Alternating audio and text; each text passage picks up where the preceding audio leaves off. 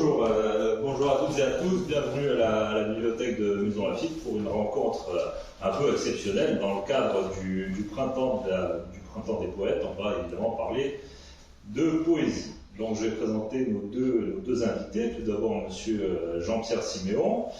Vous avez de nombreuses cordes à votre arc, mais vous êtes quand même poète avant tout, il me semble. Vous êtes également éditeur. Vous êtes auteur de théâtre, auteur pour la jeunesse. Il y a un livre ici, Ceci est un poème, qui s'adresse au public enfant. Vous avez également publié plusieurs essais, dont La poésie sauvera le monde, que j'ai ici. Que j'ai ici, voilà. Aux éditions Le Passeur, dont il va être a priori assez largement question aujourd'hui. Vous allez apprendre un certain nombre de propos qui ont été tenus dans cet ouvrage précis. Vous avez été directeur artistique du Printemps des Poètes pendant de très nombreuses années. Je crois que ça s'est arrêté en 2017, sauf erreur, de 2001 à 2017. Et vous êtes désormais directeur de la collection Poésie chez Gallimard. Vous êtes quelqu'un de très prolifique. Vous publiez plusieurs livres chaque année qui ont, pour un certain nombre d'entre eux, gagné plusieurs prix littéraires. Parmi vos derniers livres parus, je cite Une théorie de l'amour, Petit éloge de la poésie, qui est ici également, que vous pourrez acheter auprès de notre libraire partenaire Les Chemins du Livre à la fin de la conférence. Donc aux éditions Gallimard, je ne sais plus si je l'ai dit. À l'intérieur de la nuit, aux éditions Chêne. Et plus lointain, mais d'actualité pour notre conférence, donc la poésie sauvera le monde. Nous, on l'a mis sous la forme d'interrogation, quand même. On n'est pas tout à fait aussi sûr que sauvera-t-elle le monde. La question est ouverte. Vous vous intéressez au rôle civique, à l'engagement du poète dans la cité, et vous avez une réflexion générale sur la poésie qui, selon vous, ne doit pas être un simple effet d'ornement ou un plaisir esthétique, mais une façon d'être au monde. Et vous ne manquez pas d'arguments en ce sens-là. En tout cas, vous avez une vision très, très engagée de la poésie. Adeline Baldacchino, à qui je délègue mon pouvoir questionnant exceptionnellement aujourd'hui. Vous êtes déjà intervenu... on va se tutoyer, puisque tu es déjà intervenu l'an passé à la place de M. Siméon, dans le cadre du Printemps des Poètes, à cette même époque environ, sur un sujet relativement proche d'ailleurs, entre engagement civique et poésie.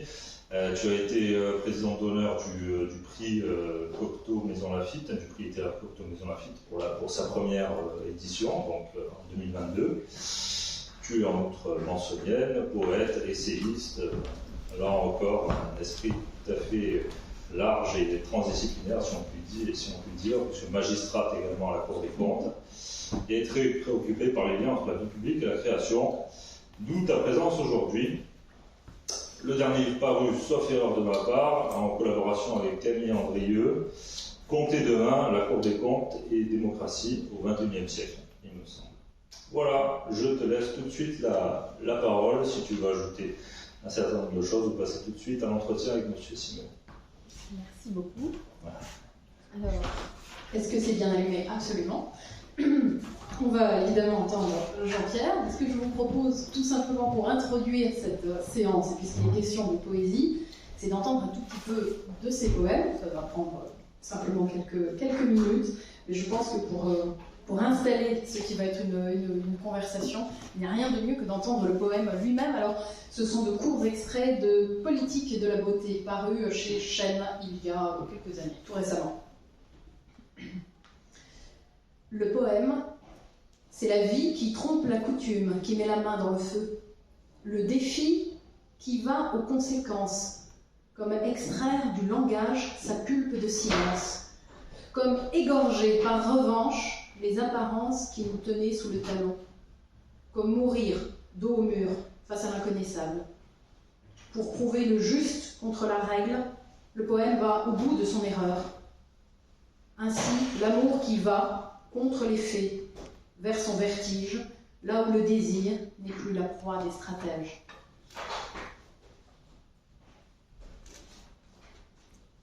La joie n'est pas un don, Elle se décide dans la chair et dans la voix.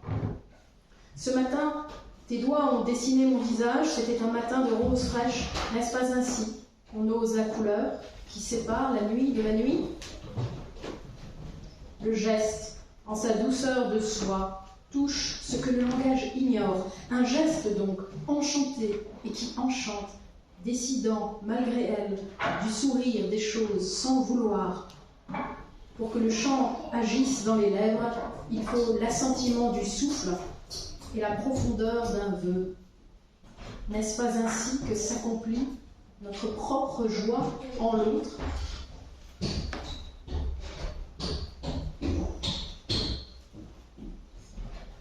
Je crois à une politique de la beauté. Elle serait, devant les êtres et les choses, non pas seulement le mot juste, mais son frisson de feuillage sous l'averse. Une loyauté du cœur, une délicatesse devant la mort comme la précaution du chat devant la coupelle de lait. La beauté qu'il nous faut n'est pas une forme, une vie arrêtée dans son bond. Ce geste froid nous éloigne de la crête et de l'abîme. Elle commence avec le silence, une pensée qui s'ouvre en nous comme une fleur en sa naissance. La beauté audacieuse n'a qu'une loi. Elle exige de l'homme la probité des fleurs. Voilà, je vais m'arrêter là et enchaîner directement sur la question que l'on a envie de se poser aujourd'hui et qui renvoie à celle encore plus connue que Hölderlin se posait déjà en 1800. Vous la connaissez. À quoi bon des poètes en temps de détresse, en temps de crise? On a envie de se reposer un peu la même question aujourd'hui et d'y ajouter: que peut le poète et pourquoi le pourrait-il avec les moyens du poème? Bien sûr, c'est une question essentielle et première qui me permet d'ailleurs de dire ce que je crois, moi, de l'enjeu du poème. Bon, la question pourquoi des poètes en temps de détresse, vous savez, moi je la comprends comme ça. Au fond, c'est qu'il y a toujours, depuis l'aube des temps humains, que je sache, il y a toujours de la détresse. On juge toujours par rapport à notre petit monde, à notre instant de vie, qui est un instant dans la grande chaîne de l'humanité, non? Et alors, on pense toujours que la période qu'on vit est la pire. Elle est très très mauvaise, la période qu'on vit, sans doute, mais vous en connaissez de meilleurs, vous, à l'échelle de l'histoire humaine. Dans les grands millénaires qui précédaient notre ère à nous, n'y a-t-il pas eu des grands massacres, de la barbarie, des cruautés, tous les jours? Et en Europe, soit il y a la guerre aujourd'hui, mais il y a toujours eu des guerres, non? Depuis toujours. Les périodes de non-guerre, c'est quoi? De 1945 à quoi après? Il y a eu, vous savez, déjà la Tchétchénie, c'est quand même pas très loin, 500 000 morts quand même, en Tchétchénie. Et puis il y a eu les Balkans. Aussi beaucoup de morts, n'est-ce pas? Et pas très loin, après, si on s'éloigne un tout petit peu de l'Europe, on a eu quand même le Rwanda, quasiment 1 million de morts. On a eu, mais je parle de périodes très récentes, non? Pour en citer d'autres, il y a eu la Libye, non? La Syrie, l'Irak. À chaque fois, des dizaines et des dizaines de millions de morts, des destructions. Donc les temps de détresse en Afrique, c'est permanent. Les famines. Est-ce que les famines ne se succèdent pas? Elles ne remontent pas au Moyen-Âge, et la peste et le choléra, c'est pas au Moyen-Âge seulement, bien sûr, sur Haïti aujourd'hui, mais il y en a toujours eu. Voilà. Donc ce que je veux dire, c'est que l'humanité a affaire en permanence avec la tragédie. Voilà ce que je crois. Vous voyez que ce n'est pas un propos gentil et lénifiant. Je crois que l'histoire humaine est liée à la tragédie. Et que, du coup, si je puis dire en conséquence, du coup c'est très bien, c'est la mode, mais en conséquence, on réfléchit à ce que vaut, face à la tragédie, la trajectoire humaine. Qu'est-ce qu'elle signifie? Qu'est-ce que l'homme produit de la tragédie et qu'est-ce qu'il peut opposer à la tragédie? Et moi je dis que l'homme produit, bien sûr, il y a des tragédies naturelles, enfin des malheurs naturels qui engendrent des tragédies humaines.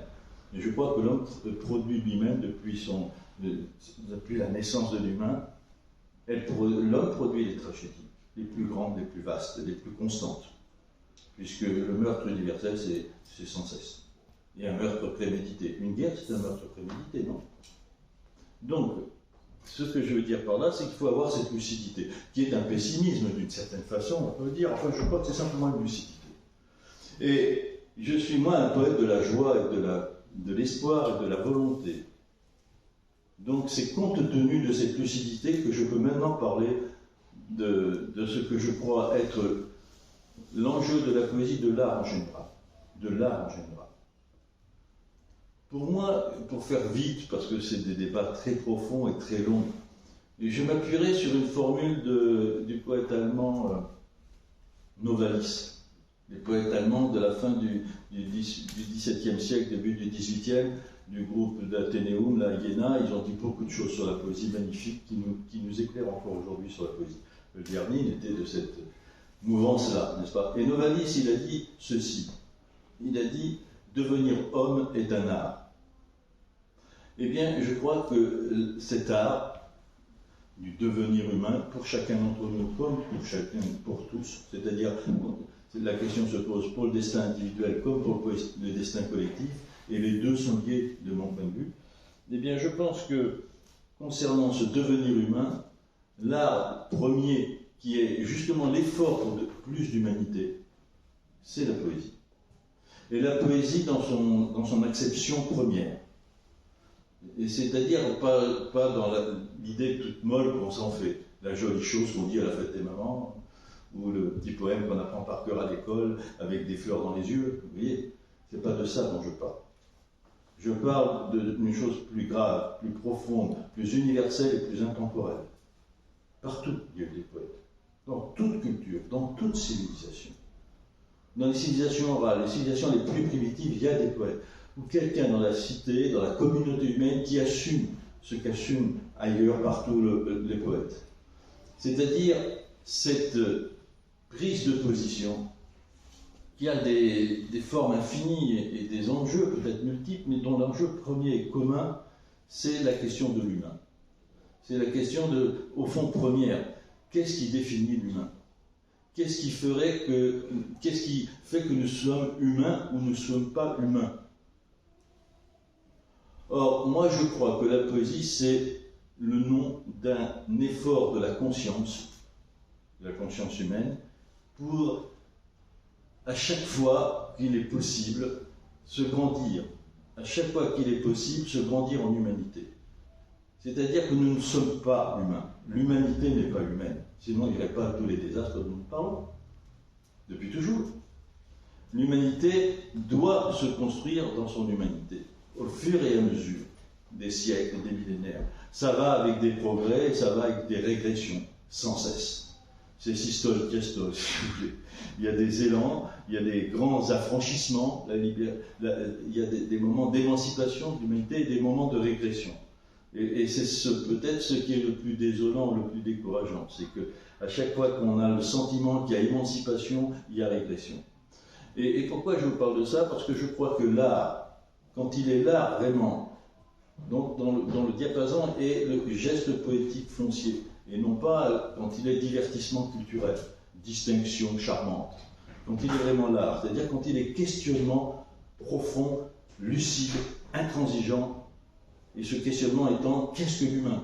Qu'est-ce qui nous fera plus humains? Quelles sont les ombres en nous qui nous empêchent d'aller à la clarté? Qu'est-ce qui est inhumain en nous? Vous savez, il y a un livre que je prends souvent pour référence, qui est en jeu, qui signifie cet enjeu. C'est le livre de Primo Levi. Primo Levi ayant écrit, vous savez bien, son parcours à Auschwitz. Cet homme qui était un ingénieur juif italien et qui, tout d'un coup, est fait prisonnier, il était résistant à un moment et il a embarqué à Auschwitz. Bon.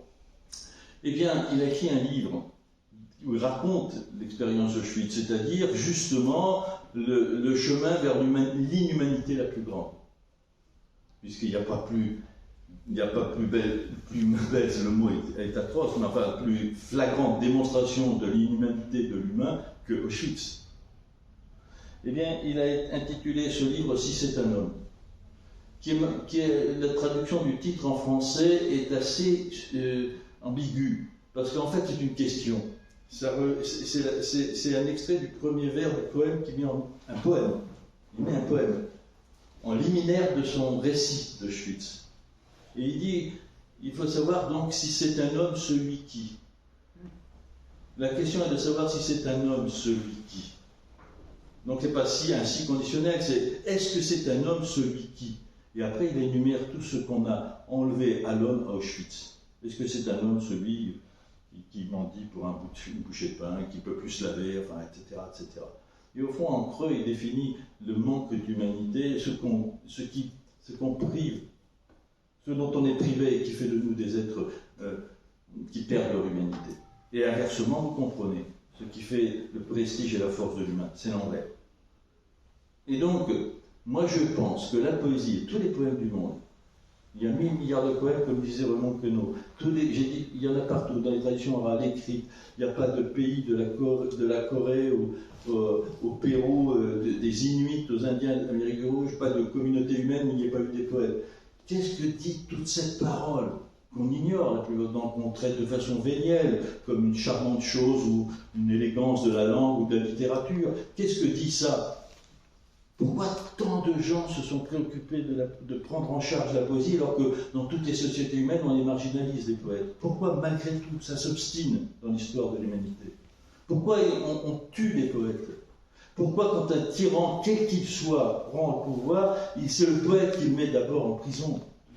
Ou qu'il fusille? Vous voyez Franco avec Lorca, vous voyez comment Pinochet met Neruda en prison, etc., etc. Aujourd'hui, il y a des poètes en prison en Russie, en Turquie et dans bien d'autres pays, n'est-ce pas, parce qu'ils sont poètes. Donc, vous voyez, la question que je vais m'arrêter avec ça, mais la question est essentielle. Je crois que la poésie est le dénominateur commun de toutes les civilisations et cultures humaines, on va dire collectivités humaines, et c'est ce lieu de recherche fondamentale dans l'humain. Tout poème pose la question de notre humanité devant la mort. Et qu'est-ce qui peut, devant la mort faite ou la mort objective, qui est la nôtre, puisque nous naissons, nous tous, dans notre destin individuel avec la tragédie de notre mort, par le fait même que nous naissons. Donc, tout poète, c'est ça. J'ai écrit quelque part que tout poème a pour arrière-pays la mort. Je le crois. Je le crois profondément. Mais tout poème est la volonté d'affirmer la vie devant la mort, d'interroger l'ombre de la mort, d'interroger notre destin et son sens devant la mort. Donc devant la mort faite, ou la mort qui est donnée initiale, n'est-ce pas? Et je crois pour cela que la poésie est une source d'espoir, un ferment d'avenir, d'une certaine façon. Je le crois avec la lucidité et l'intransigeance absolue de la lucidité. Oui, nous vivons dans la tragédie, en temps de détresse, tout le temps. Tout le temps. Et nous devons devenir hommes, c'est-à-dire surmonter la détresse et construire en face de la détresse, comme le disait magnifiquement mon ami Bobin, construire en face de la détresse les arguments de la joie. Mais c'est un combat, c'est un effort de tous les jours, un effort de conscience, un effort humain. Et quand je dis humain, c'est-à-dire le meilleur de nous mobilisés pour réaffirmer le prestige de la vie contre tous les arguments incessants à chaque instant de la mort. Il y a la mort violente, il y a les guerres, etc., mais il y a plein de petites morts symboliques. Le mépris de l'autre, par exemple, n'est-ce pas? Même la parole qui blesse, d'une certaine façon, un geste de mort.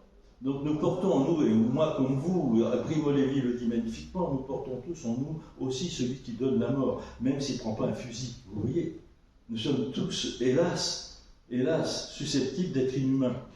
Le combat en nous est incessant. Et je dis, pour ma part, que le poème, bien loin d'être cette petite chose charmante qu'on se dit à l'oreille, est au fond simplement le reflet, la cristallisation, le point d'apparition d'un effort éternel de l'humain à devenir plus humain. Et si nous sommes tellement je me tais maintenant, hein. Je peux attendre l'autre question, mais si nous sommes tellement touchés par le poème, invraisemblablement pris par le poème, même quand on n'a aucune culture poétique, on s'en fiche en fait, n'est-ce pas? Même quand on nous dit le poème à brûle-pourpoint, comme on l'a fait au Printemps des poètes, dans des lieux imprévus, inattendus, même quand on n'est absolument pas littéraire, même quand on est financier, ou on est, peu importe, plombier, et que tout d'un coup on entend un vers d'un poème, deux vers d'un poème, et que quelque chose, tout d'un coup, est profondément en nous, est touché. Ému, on dit, mais ému ici, c'est comme le disait Pierre Reverdy. L'émotion ici, c'est une émeute. Émotion en latin, ça vient du latin, et en ancien français, mais jusqu'au XIXe siècle, le mot émotion signifiait émeute. On disait il y a une émotion populaire pour dire une émeute. Voilà pourquoi je dis ça. Je dis ça pour dire que la poésie n'est pas une petite émotion gentille, c'est une émeute. Quand on entend un poème dans le cours ordinaire de la vie et que tout d'un coup quelque chose est ébranlé en nous, c'est formidable. C'est que toutes les choses qui nous tiennent vénielles, qui nous tiennent aux apparences et aux fonctions ordinaires de l'existence, tout d'un coup s'effondrent comme dans un ébranlement et que nous restons nus devant la seule question de notre vie et de notre désir de joie et de notre conscience de la tragédie. Voilà pour répondre à ta question, Adeline. Merci beaucoup. Je voudrais tirer sur ce fil. Vous avez dit beaucoup de choses essentielles et très belles. On voit que tu assignes à la poésie une ambition extrême. Elle n'est en aucun cas seulement, en tous les cas, un outil de développement personnel pour aller vite. Elle n'est pas non plus seulement, mais elle est aussi un outil de critique sociale. Tu en fais quelque chose comme le moteur ou le reflet du moteur de l'existence humaine. Quand on lui accorde une telle place dans l'existence, comment faire pour échapper à la tentation ou à l'accusation, peu importe comment on le prend, de se payer de mots quelque part. C'est-à-dire comment articuler la dimension de l'engagement littéraire et de l'engagement militant, sans pour autant aller faire de la poésie de propagande en se disant qu'on aura facilement réglé le problème en alliant les deux. Oui, c'est la question que je me suis posée depuis toujours. Comment je dirais, quand j'ai dirigé le Printemps des poètes, par exemple, mais j'ai fait depuis ma toute première jeunesse, j'ai fait celui qui allait, comme tu dis, un peu porter la poésie, voilà, c'est-à-dire la partager, parce que j'ai eu très vite la conviction que la poésie était plus que ce qu'on en disait, que ce qu'on en croyait. Moi, j'étais un très bon élève, ça va, je faisais ce qu'il fallait pour avoir de bonnes notes en français, comme on dit, et je lisais des poèmes, je faisais des explications, tout ce qu'on veut, mais c'était pas ça pour moi la poésie, c'était la poésie telle que je l'apercevais moi tout seul, dans ma lecture sauvage et libre, en dehors de la demande du professeur. Et c'est là que je comprenais profondément qu'il y avait un enjeu d'ordre politique. C'est-à-dire qu'au sens le plus beau et peut-être général du terme politique quand même, c'est-à-dire que la poésie avait à voir avec la conscience. Et qu'il n'y a pas de communauté humaine organisée, ça veut dire une politique. Ah, qu'est-ce que c'est que la politique sinon l'organisation de la communauté humaine et des rapports entre les êtres, qu'il n'y en avait pas sans conscience. Et j'ai toujours eu le sentiment très tôt que la poésie, pour moi-même, déjà c'était une expérience personnelle, une expérience, pas un sentiment. Et l'expérience personnelle, que la poésie augmentait ma conscience du réel, ma compréhension du réel, et même la compréhension de ce qu'était la réalité. Elle échappait beaucoup aux définitions toutes faites qu'on me donnait et que j'avais héritées dans l'enseignement par mes parents de la réalité, n'est-ce pas? Et donc c'est une intuition qu'on a jeune quand on entend le poème.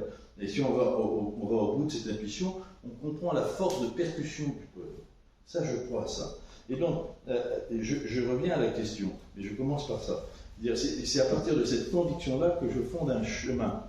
Et ce chemin, je le crois efficient. Je ne crois pas que ce sont que des mots. Tout simplement, comment je vérifie l'efficience, l'efficacité, l'utilité pratique, je veux dire, du poème? Eh bien, en essayant depuis toujours, donc tout jeune, de partager le poème. De le sortir de ma petite organisation personnelle, si vous voulez, de mon petit atelier personnel, ou de mon goût personnel, et de partager le poème avec d'autres. Donc de le lire aux autres, et de voir ce que ça fait. Et très tôt, très jeune, j'ai fait ça.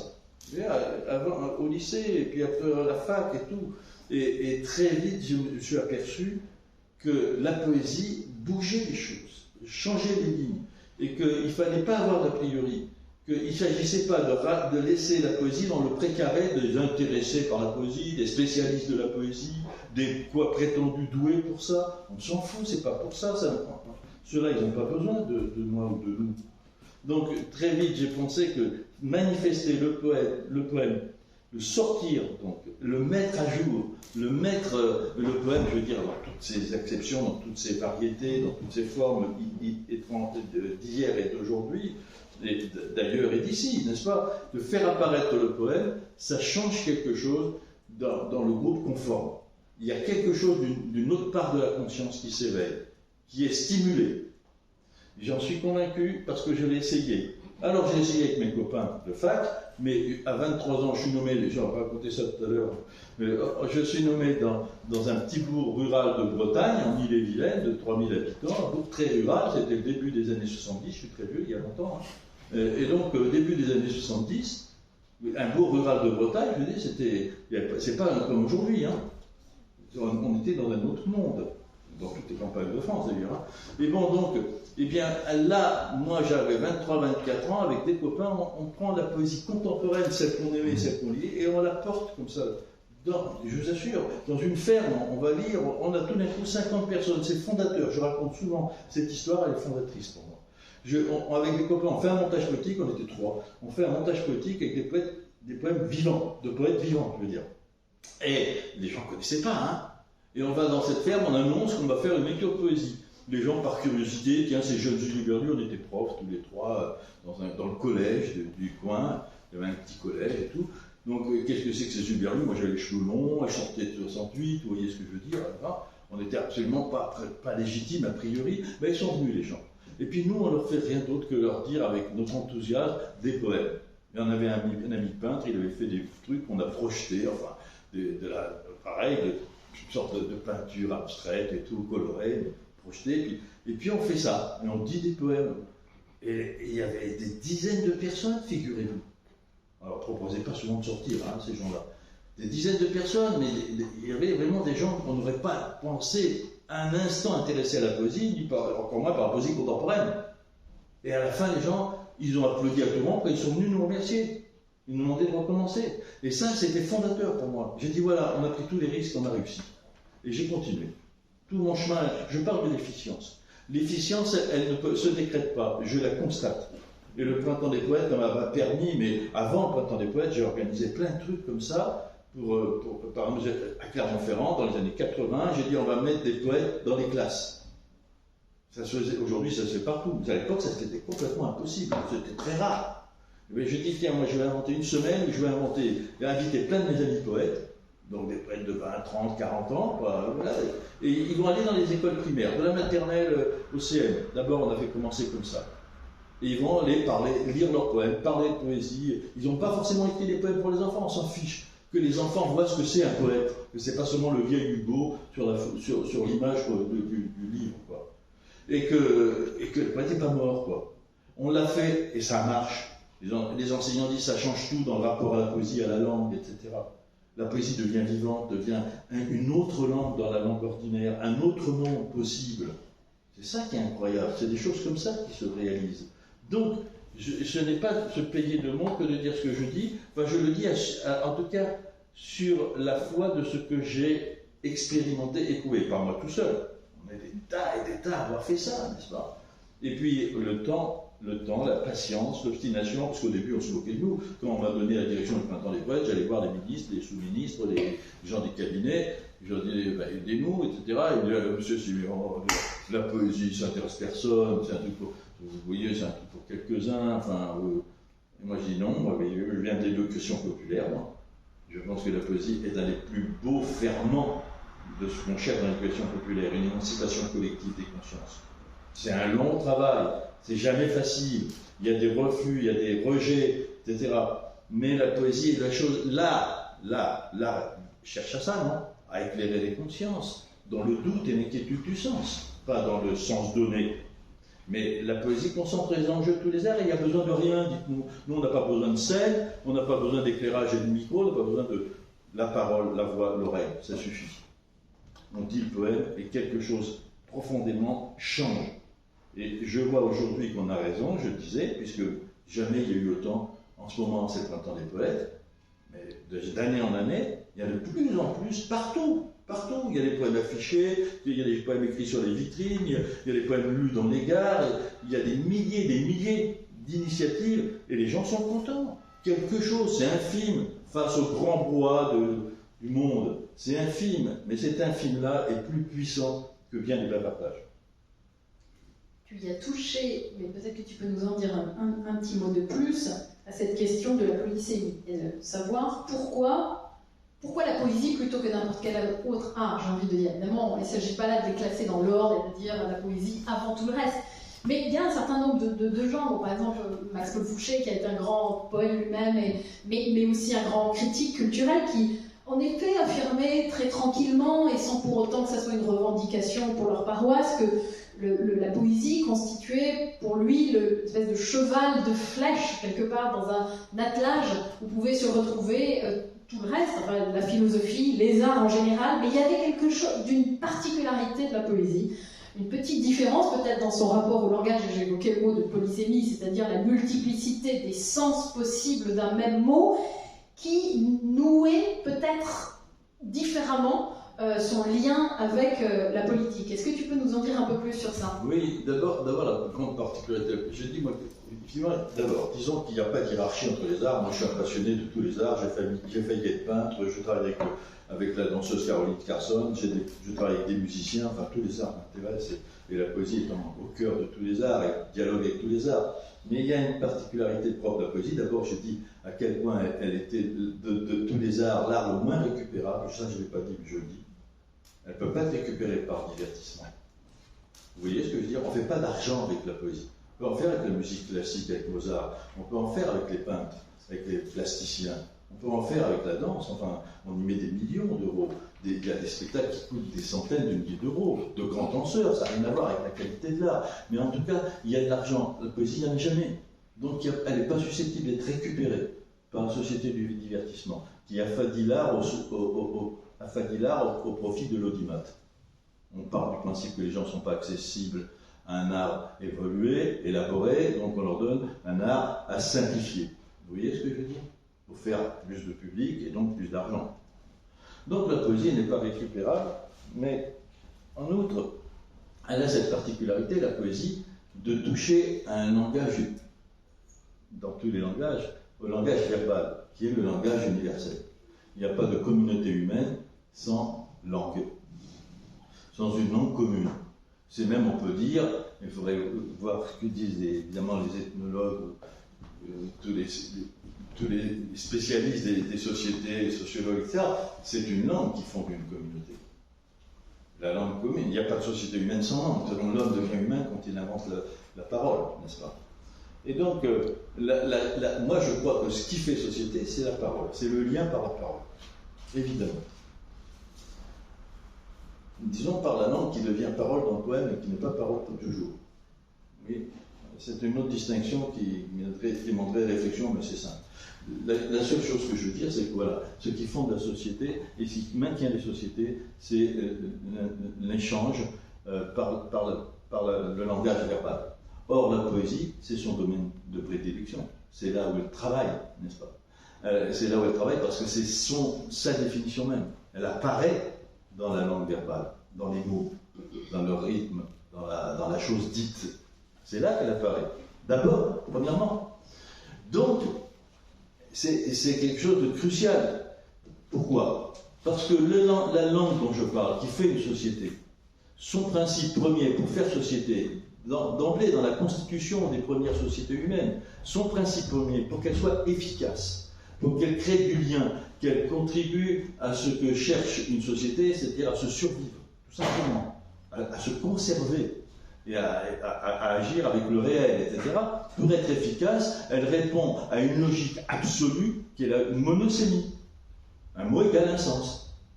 C'est-à-dire que ce que je dis doit être compris immédiatement. Et pour que ce que je dise soit compris immédiatement, il faut que ce que je dise n'ait qu'un sens. Parce que s'il y en a plus, comment on fait? Si le sens n'est pas immédiatement perceptible et pas dans un code immédiatement interprété, un code commun immédiatement interprété, un mot égale un sens, je dis arbre, je dis table, je dis chaise, on sait de quoi je parle, passe. Mais c'est impossible de faire autrement, puisque c'est une langue d'efficacité immédiate. Éteins le feu, fais gaffe au mammouth, vaut mieux que ça se comprenne tout de suite. Donc, ça veut dire que cette langue, elle est dominante, elle est essentiellement utile, même indispensable, n'est-ce pas, dans ses caractéristiques. Il faut qu'elle soit simple, claire, compréhensible immédiatement et qu'elle soit dans le registre du stimulus-réponse. Je dis quelque chose, tu dois comprendre et agir en conséquence. Voilà. Donc, formidable, ça fait société. Et la langue première, elle a ce génie, tout simplement dans ce sens-là, d'être fondée sur le concept. Regardez, c'est tout simple. L'homme qui invente, les hommes qui inventent le langage verbal, ils inventent, on va dire ça, le concept, le mot qui signifie de façon abstraite, qui manifeste de façon abstraite un réel qui n'est pas là. Je dis arbre, il n'y a pas d'arbre là. Tout le monde sait ce que c'est. Bon, c'est génial. L'homme qui, à partir de borborigmes, distingue dans ses borborigmes un ensemble de sons, et que cet ensemble de sons renvoie à une chose, c'est extraordinaire, c'est symbole. Sauf que comme ça, je peux dire ce qui n'est pas là, ce qui n'est plus là, et ce qui n'est pas encore là. Quand j'invente le langage verbal, sur cette logique-là, j'invente le passé et l'avenir. J'invente la mémoire et le projet. Je permets l'histoire humaine. Vous êtes d'accord? C'est génial. Et le danger, la catastrophe, la détresse, la tragédie, qui naît en même temps, je prends des mots forts extraits, qui naît en même temps que ce coup de génie, qui permet que, si on se parle, on se comprend, qui permet l'intégration de quelqu'un dans une communauté. D'ailleurs, quand on arrive dans un pays étranger, on apprend la langue. Pour s'intégrer dedans, c'est par la langue qu'on fait société, qu'on fait du lien. Donc, voilà. Donc, la catastrophe, c'est que cette langue absolument géniale, qui permet donc le cheminement humain, l'avenir, le projet, dire je ferai ça demain, et que les sociétés humaines se soient développées en fonction de leur projet, etc., elle a ce grave défaut d'être fondée sur le concept dont je viens de parler. Donc, sur la réduction du réel à un abstrait limité. Forcément limité et réducteur, puisque je vais être compris. C'est-à-dire que si je dis arbre, on sait que c'est des troncs et des branches. Mais derrière le concept d'arbre, tronc et branche, racine, il y a quoi? Il y a des milliards d'arbres sur Terre. Hein, et il y a autant d'arbres différents qu'il y a d'arbres réels. Il n'y a pas un arbre qui ressemble à un autre. Il n'y a pas un arbre strictement semblable à l'autre. Or, la langue conceptuelle que nous utilisons tous les jours, la langue d'usage courant, d'échange courant, elle passe son temps à perdre le réel, à ne dire du réel que la part de sens intergénérationnel garanti, le sens minimum intergénérationnel garanti, le sens minimum des choses pour qu'on s'entende. Ben oui. C'est-à-dire que la langue dit du réel le dénominateur commun, le plus simple, le plus strict, donc elle perd la polysémie du réel, la profondeur de sens du réel, la nuance du réel, l'infinité, variété de chaque chose nommée. C'est-à-dire que jamais un mot ne sera fidèle à la réalité, à la chose dont il parle. Le mot perd la chose. Hein. Il y a plein de philosophes du langage pour parler de ça. Mais c'est essentiel pour comprendre la raison de la poésie et son usage et son utilité politique aujourd'hui. Je vais vous expliquer. C'est archi simple. La langue qu'on utilise tous les jours, elle est aujourd'hui ultra dominante. Cette langue qui est univoque, qui dit il faut qu'on comprenne tout de suite. D'autant que nous vivons accélérés, non? Nous vivons tous à toute vitesse. On n'a pas le temps de l'arrêt. Il faut que ce que je dis soit immédiatement compris, immédiatement efficace. On est tous, comment je pourrais dire, on est tous obligés, on nous enjoint en tout cas, de comprendre tout de suite. Sinon, on est à la ramasse, non? Sinon, on est en retard, sinon, on est ringard, sinon, on est laissé pour compte, on est des traînards de la société qui court. D'ailleurs, dans les classes, on repère l'élève qui comprend tout de suite, et celui qui comprend lentement, qui est laborieux, oulala. Mais c'est gravissime.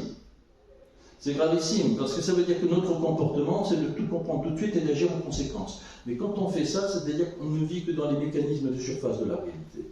Quand il y a ces effets de surface, ce qui est réductible à des sens immédiats et facilement isolables. Vous voyez ce que je veux dire? C'est-à-dire que, pour dire tout simplement, la langue que nous utilisons tous aujourd'hui, et qui n'a jamais eu autant, qui est sur le principe de la monosémie, vous m'avez compris, du concept qui perd le réel, elle n'a jamais eu autant de moyens de s'imposer à nous, et de prendre toute la place. Toute la place. Parce que la langue qu'on parle entre nous dans la rue, ou dans la famille, c'est la même qu'on parle au journal de TF1 ou de France 2, simplement là, elle se met en costard-cravate, c'est tout. C'est la même. Et celle qu'on voit les gens qui parlent partout dans les radios, dans les télés, sur les réseaux, etc., c'est toujours la même langue, avec simplement des degrés d'élégance, tout, mais c'est la même langue. C'est-à-dire sur le même principe.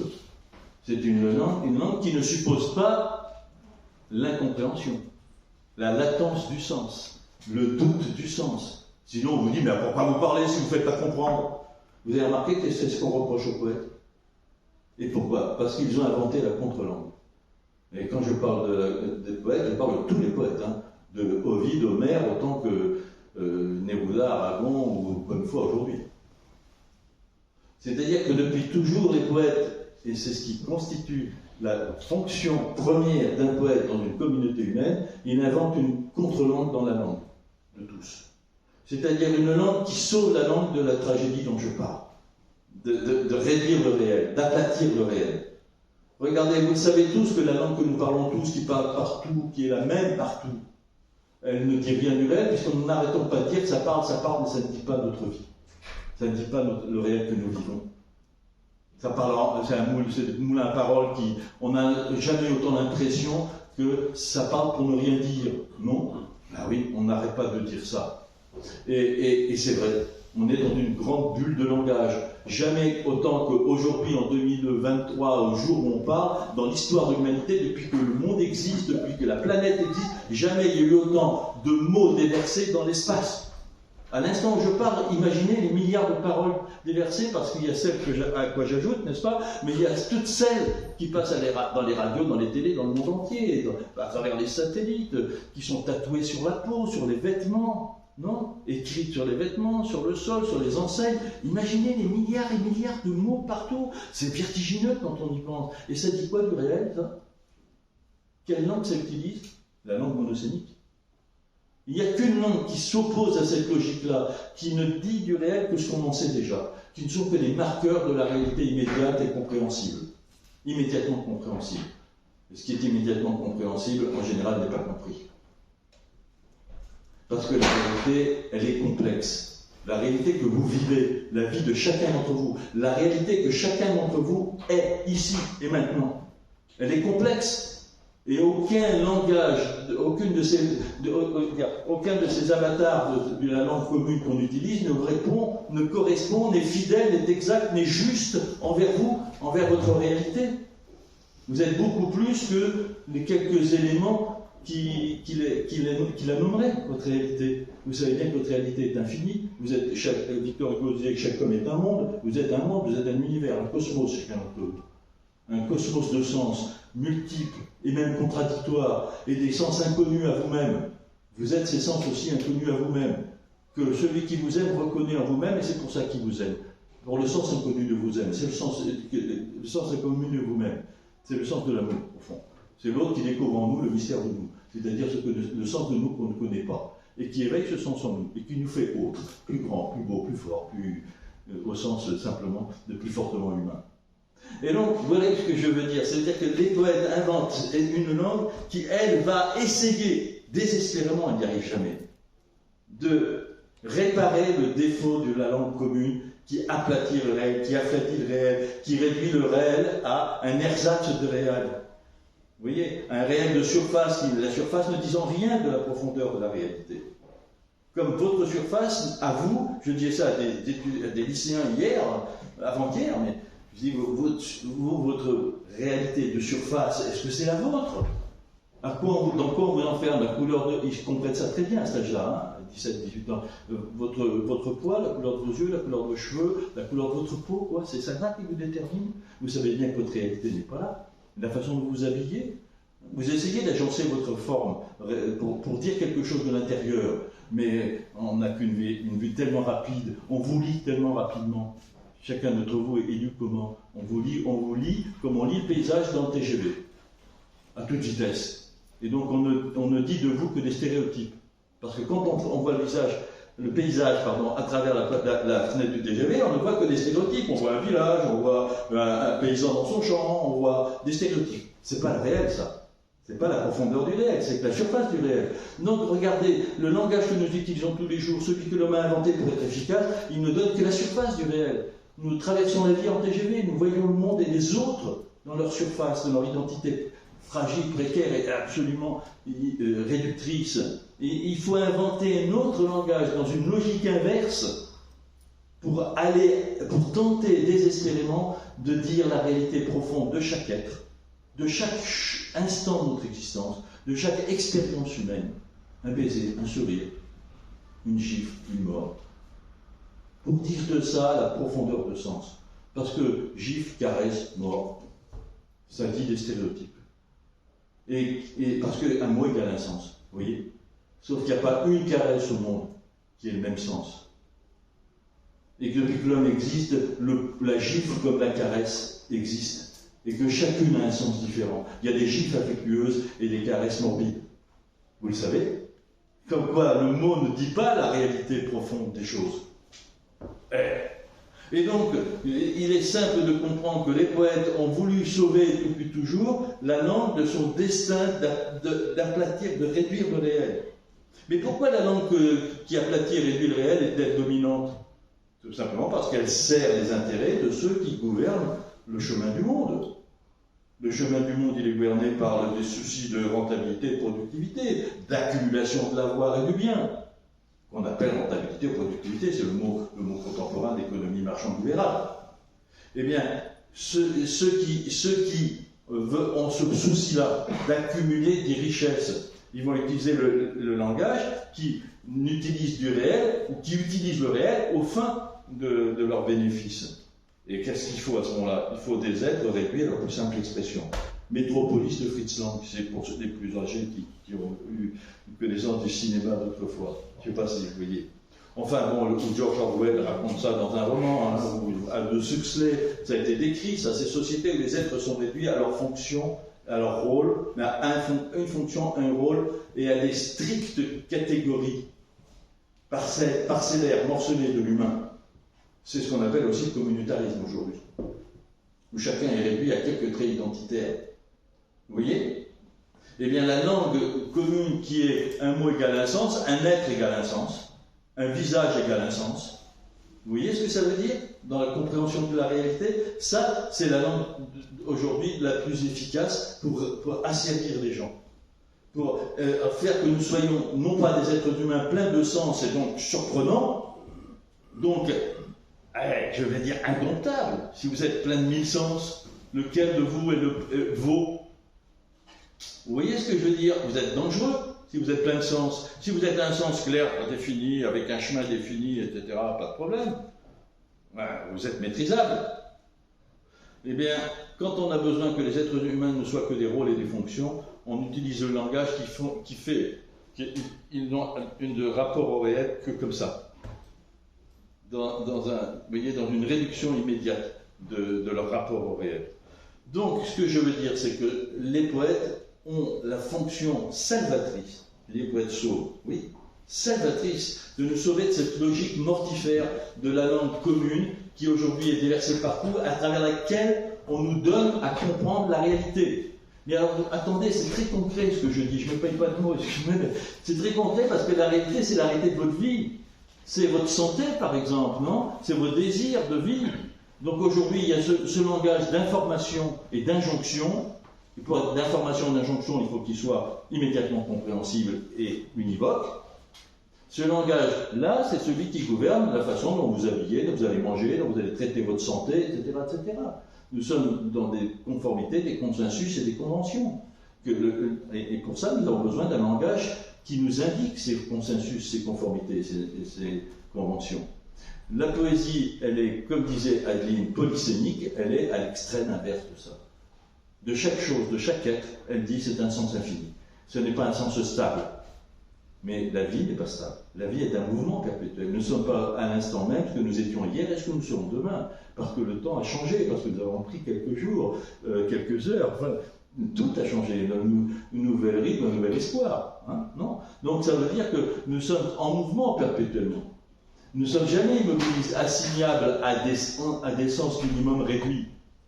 Nous sommes tous des boules de feu de sens. Des sens effervescents, si nous sommes vraiment... Et l'amour, l'amitié, c'est quoi? C'est s'arrêter, prendre le temps de l'arrêt et de lire dans la complexité, l'autre dans son inconnu, dans son mystère, dans son sens imprévu, dans l'infini de son sens. C'est rien que ça. Et c'est comme ça que le poète postule la relation humaine, non pas dans la lecture immédiate de l'autre, dans sa rôle et sa fonction, et l'assigner donc dans une sorte de grand Rubik's Cube où on lui assigne sa place, n'est-ce pas? Mais le poète voit chaque autre, chaque visage, chaque paysage, chaque élément du paysage, chaque fait de l'existence, comme un sens infini à explorer, non pas comme un sens donné et limité. L'arbre n'est pas seulement, pour le poète, un tronc, des branches et des racines. Voilà pourquoi on écrit des poèmes sur les arbres. Sinon, il n'y aurait pas besoin. Pourquoi, par exemple, la caresse, c'est pas ce que je vous ai dit. Je veux dire, par exemple, Éluard, il écrit un poème de 2 vers. D'une seule caresse, je te fais briller de tout ton éclat.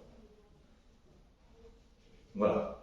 Ça enrichit le sens du mot caresse. Ça lui donne une fonction humaine et sensible que le mot caresse n'a pas. Mais c'est vrai de tout. Les poètes, pour toute réalité, même un caillou, une rivière, pensez donc, un vol d'oiseau, il lui donne, dans un poème, dans 3 vers, dans une image, il lui donne un sens infini. Et c'est le sens que nous savons intuitivement, implicitement, être le vrai sens, c'est-à-dire le sens de l'inconnu. Un enfant, il le sait. L'enfant, il voit tout comme un inconnu à désirer, un inconnu désirable. L'enfant s'arrête pour un frémissement de feuilles dans l'arbre ou le vol d'un oiseau. Il s'arrête devant un coquillage. Nous ne le faisons jamais, ça n'existe plus pour nous, parce que nous savons que c'est un coquillage, un vol d'oiseau, et on s'en fout après. Le sens au-delà de ça, ça ne nous intéresse plus. Et l'enfant s'arrête, il n'y a que l'arrêt, et le poème est un arrêt. Que l'arrêt devant l'infime du réel qui fait de cet infime un monde infini. Toute infime réalité est un monde infini, dit le poète. Chacun d'entre vous est une merveille en soi. Merveille au sens d'une chose étonnante. Maravilla, le terme du latin, veut dire la chose qu'on admire, la chose étonnante. Nous sommes tous des choses étonnantes, avec notre part d'ombre et notre part de lumière. Et il n'y a que la poésie, je vous le jure, j'en suis convaincu pour ma part, il n'y a que la poésie qui est juste avec cette réalité qui est la nôtre, juste avec le monde. Il n'y a qu'elle qui dit l'infini du sens de chaque chose, d'un ciel, d'une maison même, de la chose la plus concrète et la plus... Plus les choses sont concrètes et immédiatement visibles, plus elles sont réduites à leur sens immédiat. Mais c'est comme une maison, vous voyez sa façade et vous dites ça me plaît pas, mais si vous rentrez dedans, la réalité est tout autre, vous avez remarqué. Tout d'un coup, vous allez voir que c'est très très beau en façade et effondré à l'intérieur, non? Et ou l'inverse. Et puis, par exemple, simplement vous entrez dans la maison, elle peut être très très laide, mais il y a quelqu'un qui vous émerveille dedans, ce qui change la maison. Je veux dire, dès qu'on entre dans la profondeur du réel, toutes les surprises sont possibles, tous les possibles sont là. Le poète est un professeur d'espérance, dit Jean Genot, et c'est pour ça qu'il le dit. La poésie, par le langage, nous apprend, ce langage polysémique qui est juste avec le réel, nous donne à nous tous, nous rend à nous tous la compétence humaine première de réévaluer toute chose, d'agrandir le réel, de lui redonner sa pleine puissance et de nous redonner le désir et la curiosité du monde. Sans ça, on se blase, on est fatigué, on s'ennuie, puisque tout est déjà dit et su. Un chien est un chien, un chat est un chat, un président est un président, et une chaise est une chaise.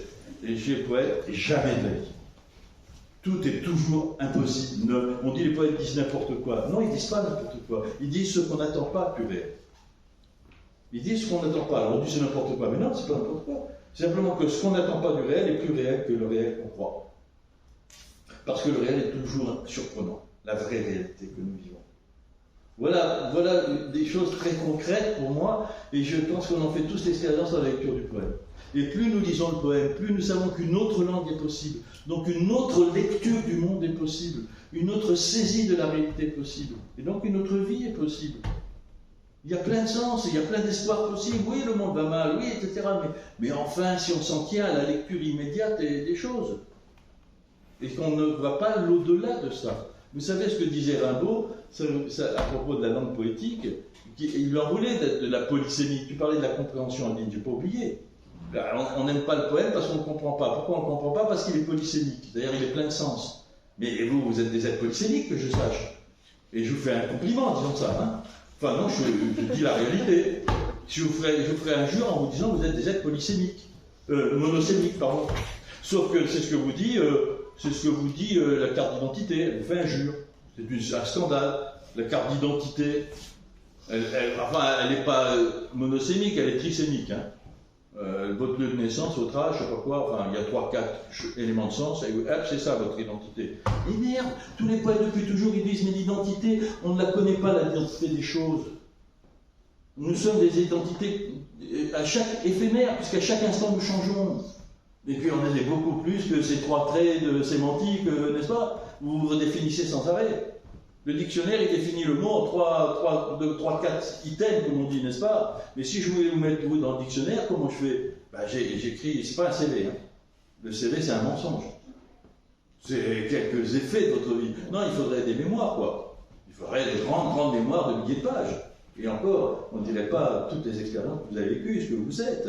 Non, Rimbaud disait, et je reviens, la mère, elle lisait ce poème, la mère d'Arthur Rimbaud, et elle était une bonne bourgeoise bien lettrée, hein, elle savait lire, écrire et tout, elle n'était pas une sotte du tout, mais lire Rimbaud, elle ne comprenait pas Rimbaud, évidemment, hein, comprenait les illuminations, une saison en enfer, elle ne comprenait pas. Alors elle me dit, mais Arthur, qu'est-ce que ça veut dire? Ce qu'on dit au poète, hein, et il lui répond ceci, ça veut dire ce que ça veut dire, littéralement, dans tous les sens. Ça veut dire, et c'est une leçon générale pour la lecture du monde. Ce que vous voyez, ça veut dire ce que ça veut dire tout de suite, immédiatement, mais, donc littéralement, mais aussi dans tous les sens. Et la poésie, elle est déconcertante et dérangeante parce qu'elle nous dit rien de ce que vous croyez savoir, vous ne le savez. Tout est toujours surprenant. Il y a beaucoup plus dans le réel que vous voyez objectif, beaucoup plus que ce que dit l'objectif de la caméra. Il y a l'objectif de vos yeux. Il y a toujours 1000 milliards de choses cachées. Et c'est ça la vie. Ça bouge. Pardon, Valérie. On a envie de te suivre sur les chemins de cet émerveillement que tu décris si bien. On voit bien que si on écrivait un bouquin titré La poésie, 50 nuances de sens, on ne serait pas trop loin, mais on serait quand même un peu petit joueur. C'est vrai, ça, 5 millions, 2 millions de nuances de sens.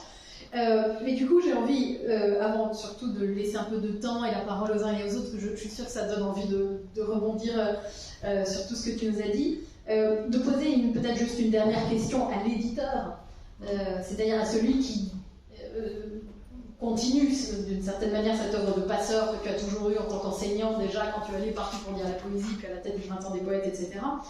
Et qui permet de pénétrer dans cette espèce de palais des mirages que peut être la poésie, où après on se débrouille, parce que c'est aussi un labyrinthe, et puis voilà. Mais à ceux qui, peut-être ici ou en général, ne sauraient pas comment l'aborder, par où on entre, comment on fait, quel repère. C'est quand même compliqué quand on se trouve devant le rayon poésie de la bibliothèque, mettons, de Maison Lafitte, et qu'on voit des noms qu'on ne connaît pas forcément. Alors il y a ceux dont on a entendu parler à l'école, et puis parfois on n'en a pas gardé un très bon souvenir, ou on se dit que c'était scolaire, donc imposé, faire court et raccourci. Et puis il y a les noms des fameux poètes vivants, mais qu'on ne connaît pas forcément, ou à peine. Puis on en trouve un recueil, ça ne parle pas forcément, est-ce qu'il faut insister ou pas? Par où on entre, comment on fait quand on est complètement perdu, et qu'est-ce qui fait? Alors là, je vais poser une question qui est quand même beaucoup plus difficile, et puis on va engager une autre conférence sans doute là-dessus, mais peut-être un début de réponse, mais qu'est-ce qui fait qu'on doit avoir ce déclenchement, cette étincelle, qui fait qu'on se dit, mais là il y a poésie? Ouais, c'est une belle question, enfin, moi j'ai des réponses à ça, il faut que je fasse vite, mais il y a quand même quelques, par expérience je peux dire qu'il y a quelques données très, très claires et très simples. Si vous n'avez jamais lu de la poésie depuis votre temps scolaire, et vous oubliez tout ce que vous savez sur la poésie. Vous oubliez tout, ce qu'on vous dit de la poésie, ce qu'elle doit être, ce qu'elle devrait être, etc. Il faut vous mettre à nu, être en confiance, et dire je vais découvrir ce que je ne connais pas. Il faut oublier les modes d'accès à la poésie que nous avons. Moi j'étais prof, formateur de prof, et je défends l'école. Je défendrai jusqu'au bout l'école et les enseignants. Parce qu'ils font le plus possible dans les conditions qui sont les leurs et avec des injonctions au-dessus d'eux dont ils ne sont pas les maîtres. Donc, basta. Mais ceci dit, les modes d'accès à la poésie depuis toujours dans l'enseignement, c'est la récitation et l'explication de texte. Le grand problème, je n'ai pas le temps d'entrer dans le détail, c'est que ce sont de mauvais moyens d'approcher. Même la récitation, je suis très très pour la réalisation du poème, que les enfants lisent des poèmes à haute voix, même qu'ils en apprennent s'ils ont envie d'en apprendre, et qu'ils disent aux autres en lisant ou en le sachant, peu importe. Mais c'est le répertoire qui est en cause. Vous tous, à travers et c'est important par rapport à la façon d'aborder la poésie, vous mettre à l'œuvre de tout ça. C'est-à-dire le répertoire qu'on vous a proposé et qu'on continue à proposer, malheureusement, il est très étroit. La poésie, je vous dis, c'est universel, il y en a partout. Il y a des haïkus japonais d'il y a 1000 ans, il y a des poètes soufis d'il y a 2000 ans, enfin 1300 ans, il y a des poètes indiens d'Amérique du Nord, je dis, des poètes inuits, et il y a des poètes en chinois, ils n'écrivent pas des alexandrins et des sonnets. Vous comprenez bien que la poésie, il y en a partout, elle n'a pas les formes que nous connaissons à travers les 15 ou 20 poèmes que nous rencontrons dans notre parcours scolaire. Allez, 30 au maximum, hein, et encore.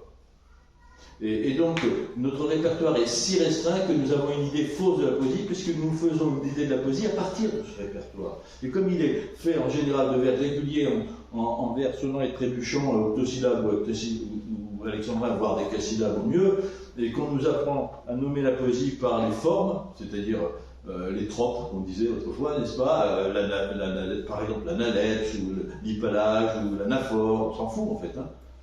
On s'en fiche complètement. Tout ça, il faut l'oublier. Ça n'a rien à voir avec la poésie. L'explication de texte n'est pas une lecture de la poésie. C'est un mode de lecture de la poésie. Mais un mode de lecture second, qui n'a rien à voir avec la lecture de la poésie dont je vous parle et qui me fait vivre, moi. Quand j'ai beau être agrégé de lettres, je m'en fous de l'explication de texte. À noter un poème, disait le philosophe allemand Friedrich Schlegel, en 1798, je sais pas quoi, à peu près, il disait « annoter un poème », c'est-à-dire expliquer un poème, c'est tenir une conférence anatomique sur un rôti. On ne peut pas analyser la vie. Parce que le poème, c'est la vie, c'est une parole de vie. C'est un homme ou une femme qui parle d'abord. C'est pas un texte écrit, aucun poète n'a jamais écrit pour être expliqué en classe.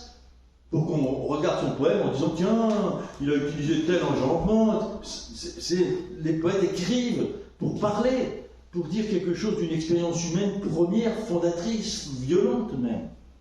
Donc jamais, si vous voulez très bien, moi encore une fois, je ne dis pas qu'il ne faut pas faire l'expérience, je dis que c'est pas là que ça se passe. Si vous allez lire des poèmes ici ou ailleurs, en librairie ou en bibliothèque, prenez des...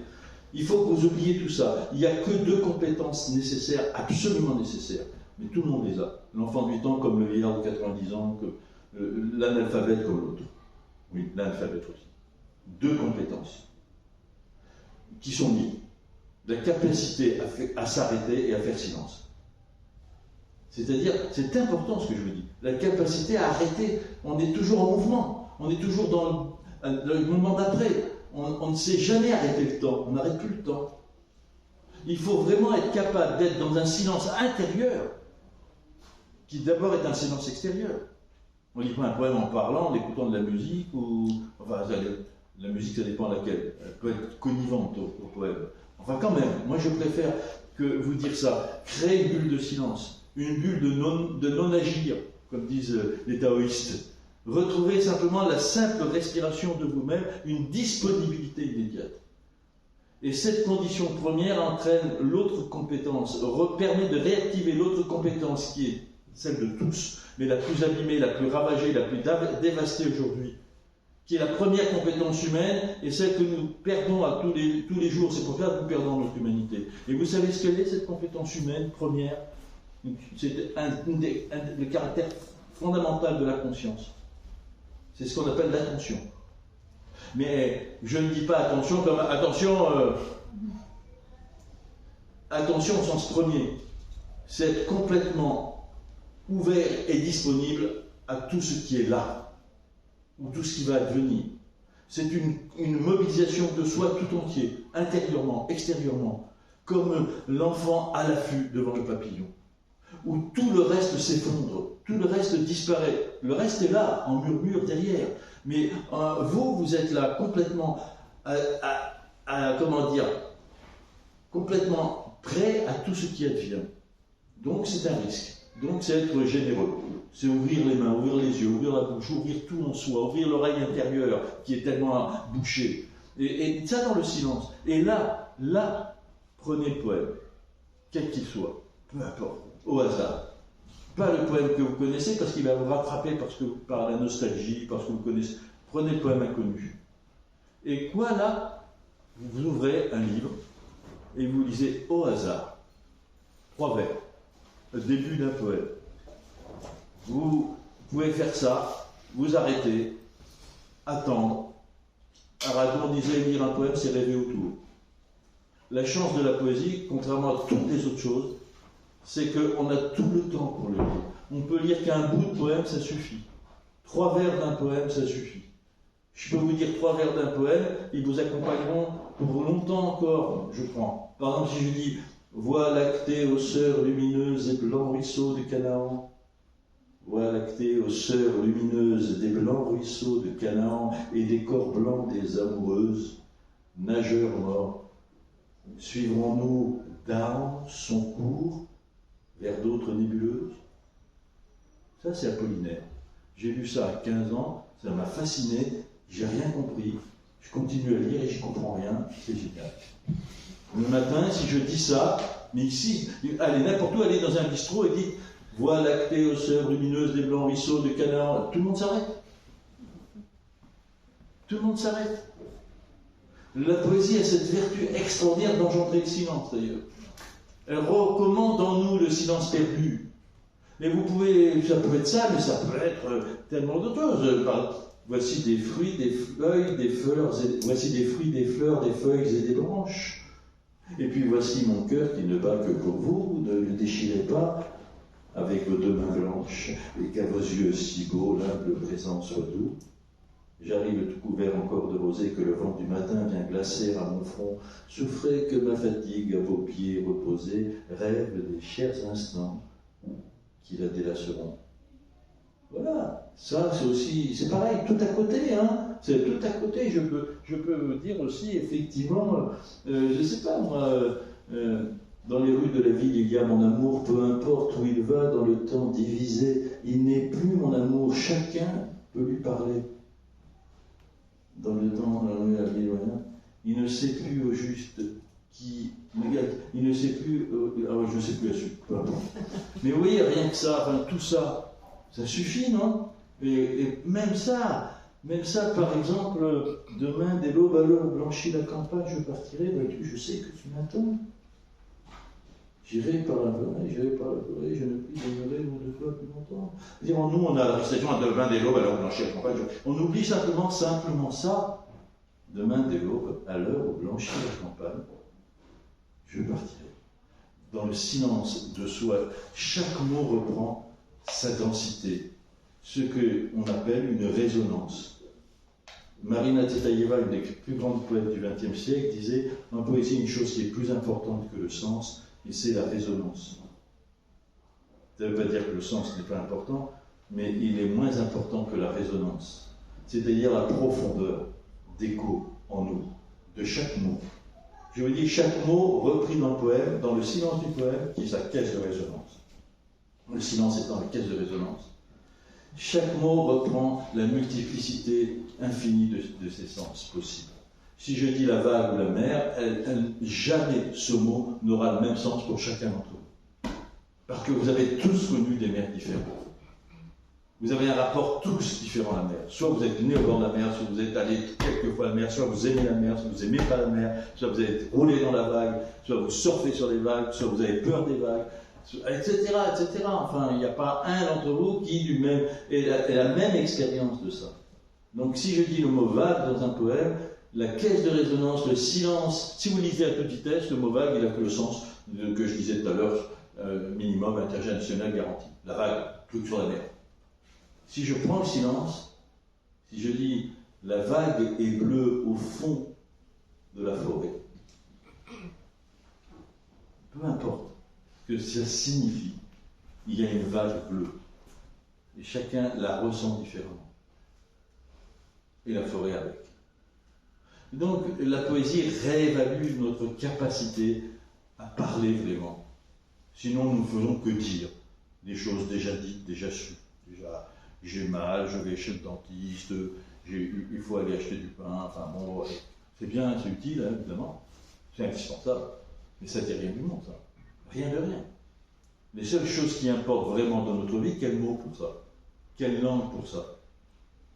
Les choses qui fondent notre existence, notre présence ici, le cœur qui bat, le sang qui bat, la mort des proches, la solitude, l'effroi, le désir, la joie, la merveille, quoi.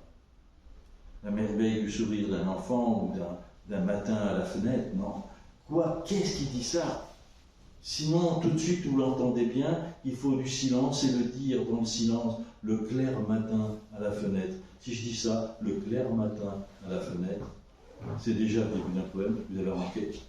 C'est un poème à tout seul. Ce que font les haïkus japonais. 3 vers, presque rien, et tout apparaît. Parce qu'il y a cette grande 3 vers exprès, parle peu, mais derrière ce peu, il y a un infini d'expériences de vie. La poésie nous rend la vie. Elle nous rapatrie à la vie intense, pleine et entière, alors que nous vivons à toute vitesse, négligeant de la vie. Chaque instant est un prodige, non? Nous avons une chance inouïe d'avoir chaque instant. Chaque instant est menacé de sa mort. Vous voyez, donc, les poètes nous disent, mais Ronsard, vivez si vous en croyez, n'attendez à demain. Vous voyez, je vous parle de la poésie dans toutes ses formes, tous ses âges. Moi, je me vis avec tous les poètes, et ils nous disent toutes la même chose. Vivez, quoi. Moi, j'ai écrit un bouquin qui s'appelle « Levez-vous du tombeau ». Voilà, c'est simplement pour dire qu'il faut ressusciter avant de mourir. Sinon, nous traversons la vie, c'est un gâchis. Voilà. Et donc, je vous dis que la poésie fonde un espoir. Et lire un poème, c'est alors tous les discours du bonhomme Siméon, seulement lire un poème librement pour vous, en acceptant de ne pas comprendre, simplement entendre la vibration de la langue. En vibration, ça vous fait renouer avec vous-même, vous respirez à nouveau. La langue respire avec vous, le sens des mots revient, et votre propre présence, votre propre sens s'amplifie. La poésie nous grandit, nous augmente. Le vrai réel augmenté, c'est pas dans le numérique, c'est la poésie. C'est ça le réel augmenté. Bon, ça suffit peut-être, non? Voilà. Merci beaucoup. Merci infiniment, Jean-Pierre. Je pense que peut-être on peut passer Oui, un peu la parole à la salle, en fonction des... Levez la main et... Voilà. Bon, ça ira. La main est parlé fort. Une petite question, Oui. je ne suis pas à la bourse, c'est vrai, je suis pas en retard, mais du coup, c'est-à-dire, est-ce qu'il y a des bons poèmes et des mauvais poèmes? Si vous écoutez, du coup, ça peut être de la merde, quoi. Je veux dire, moi, demain, je peux être poète, même pas n'importe quoi. Et puis, poème et poésie, j'ai une petite image entre le poème et la poésie, je ne sais pas non plus voir la différence. Oui, alors je commence par la deuxième question, qui est plus vaste, mais elle est très importante.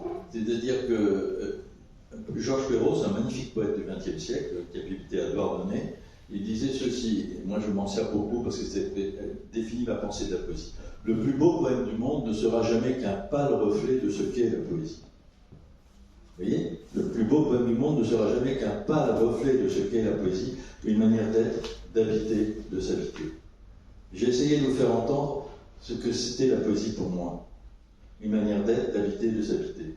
Ce que j'explique dans les petits essais là, justement. Parce que là je dis à toute vitesse, mais j'essaie d'expliquer mieux.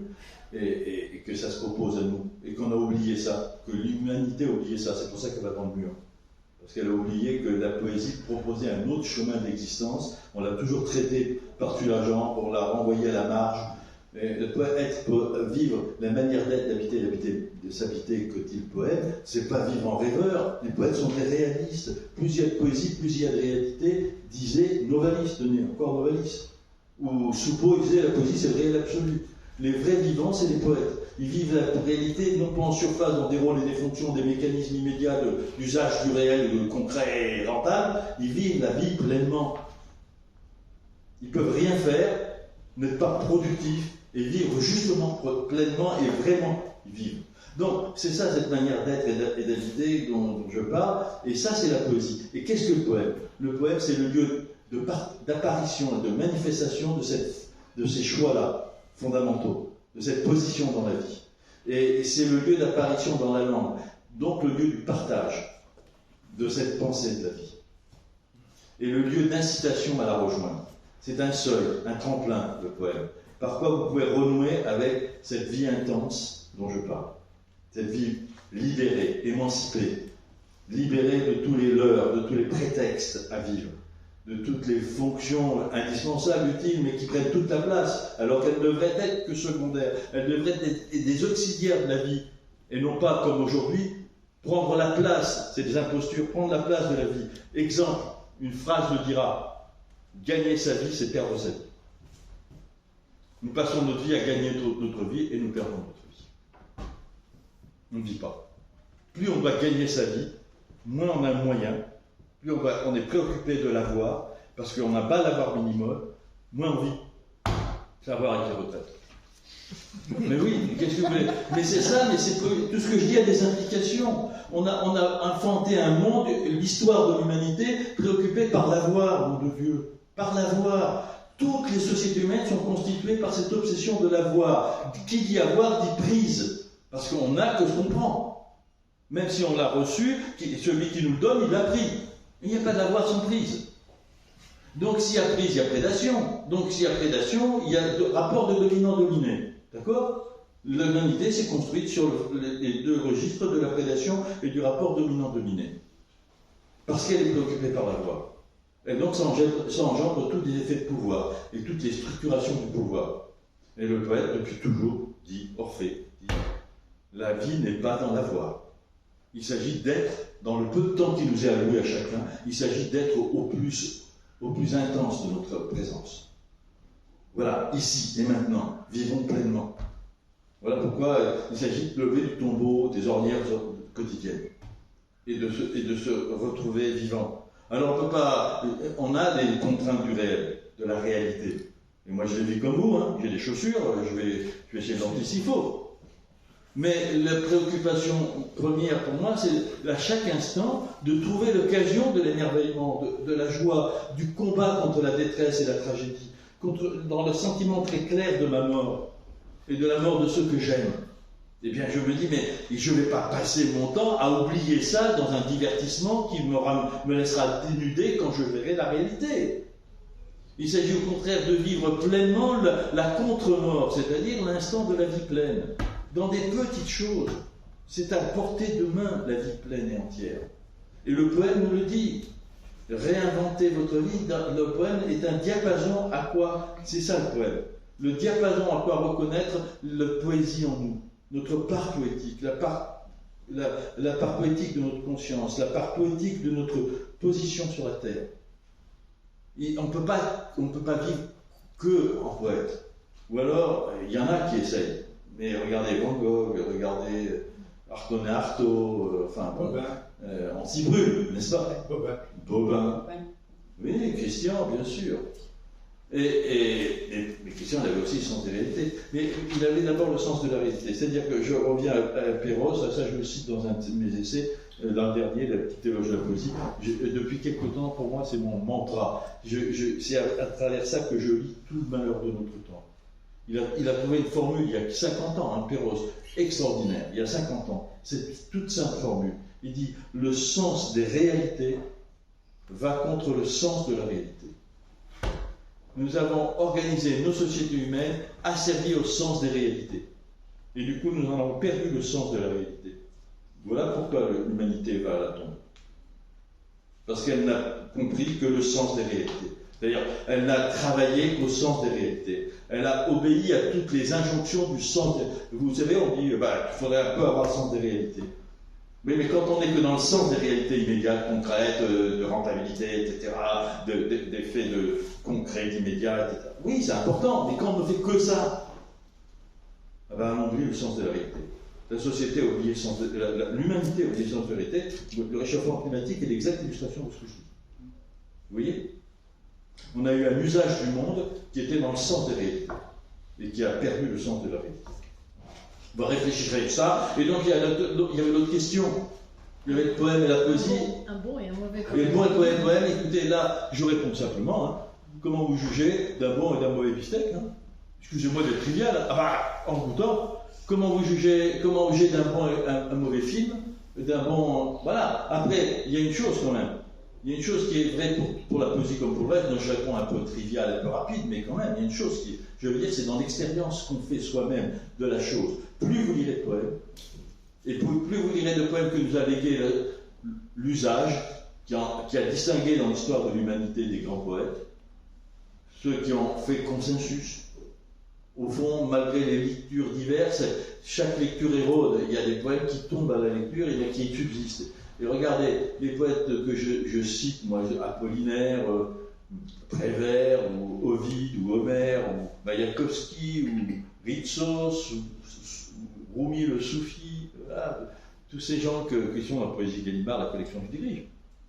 Pourquoi ils y sont? Parce qu'ils sont reconnus par une majorité de gens comme des poèmes d'excellence. Mais pourquoi? C'est l'usage de la lecture qui a fait ça, c'est pas la décision universitaire ou la légitimation de quelques-uns. Sur la durée, c'est les lecteurs. La lecture humaine qui distingue des œuvres. Pour la peinture, c'est pareil.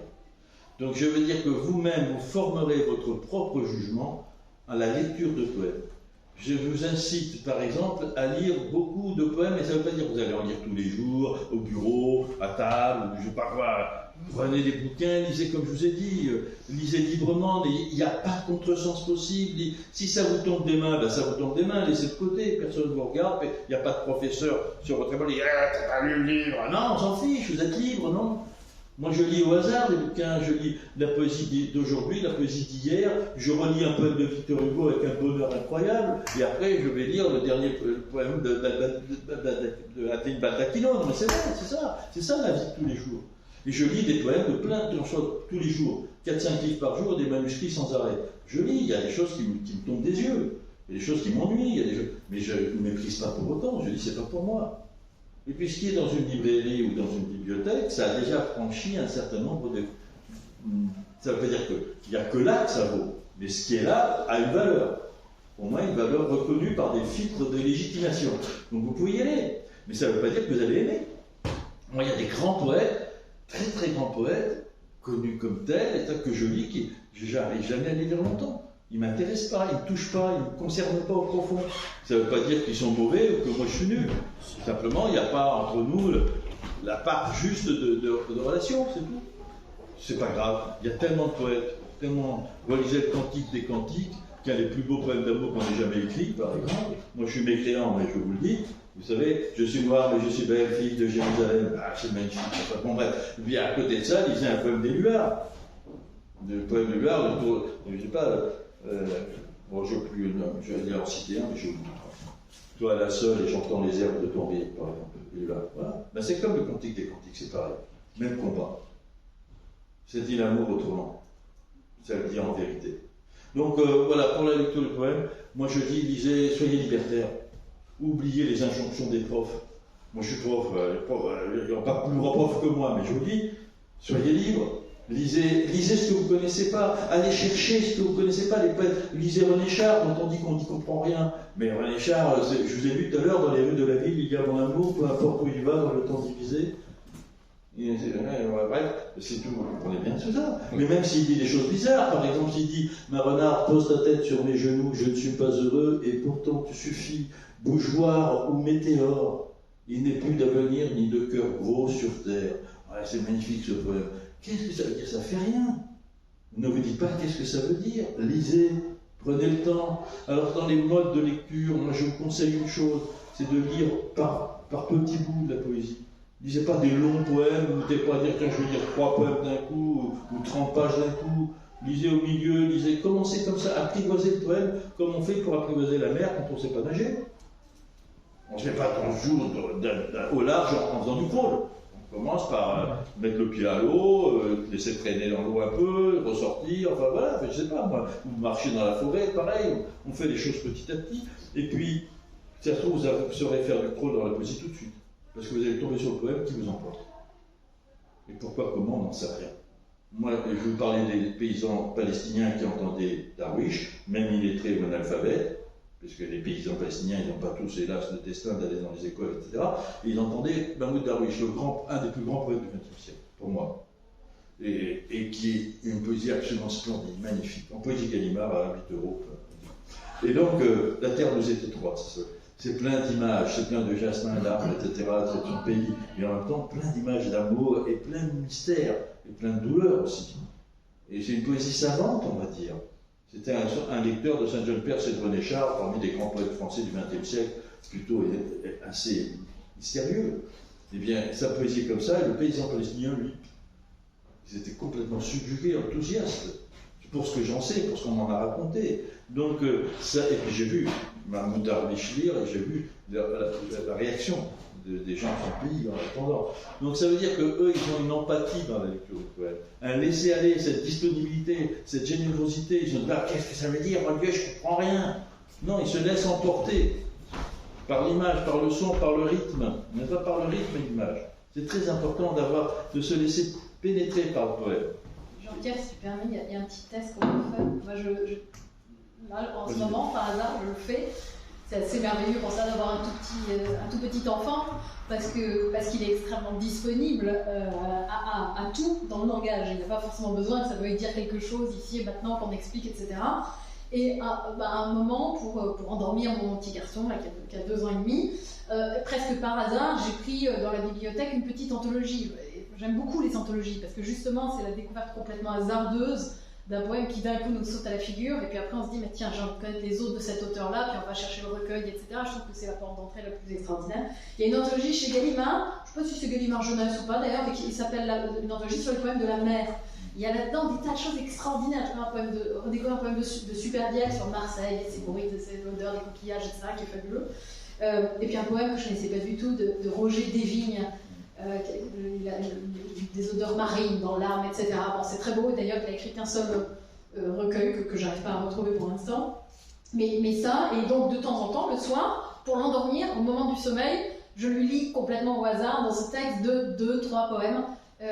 Et en fait, grâce à ça, moi je me retrouve embarquée là-dedans, et c'est fabuleux parce qu'en plus il y a l'espèce de silence, la bulle de silence elle existe, qu'en fait il est en train de s'endormir. Tant qu'il n'est pas encore endormi, il me fait un petit encore un poème. Donc là, je lui relis le même poème, et puis derrière le poème continue à planer dans cette bulle de silence. Et là c'est un des lieux possibles d'un rapport très quotidien et assez très simple finalement au poème, mais il faut dire que ça laisse une trace après derrière. Il y a l'ombre de ce moment-là qui continue, qui se diffuse comme ça, comme une petite lumière de la Voie lactée qui vous poursuit jusqu'au moment de s'endormir, et c'est assez extraordinaire. C'est une autre question, remarque?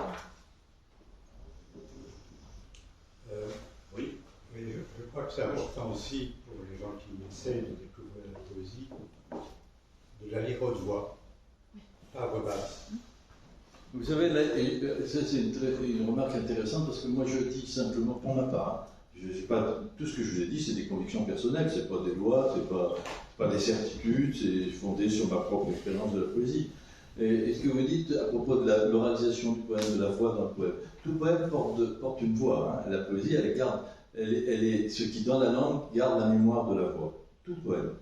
Même la poésie contemporaine, dont certains disent, mais c'est froid, non, elle porte toujours l'objet. C'est le propre même de la poésie d'avoir une voix.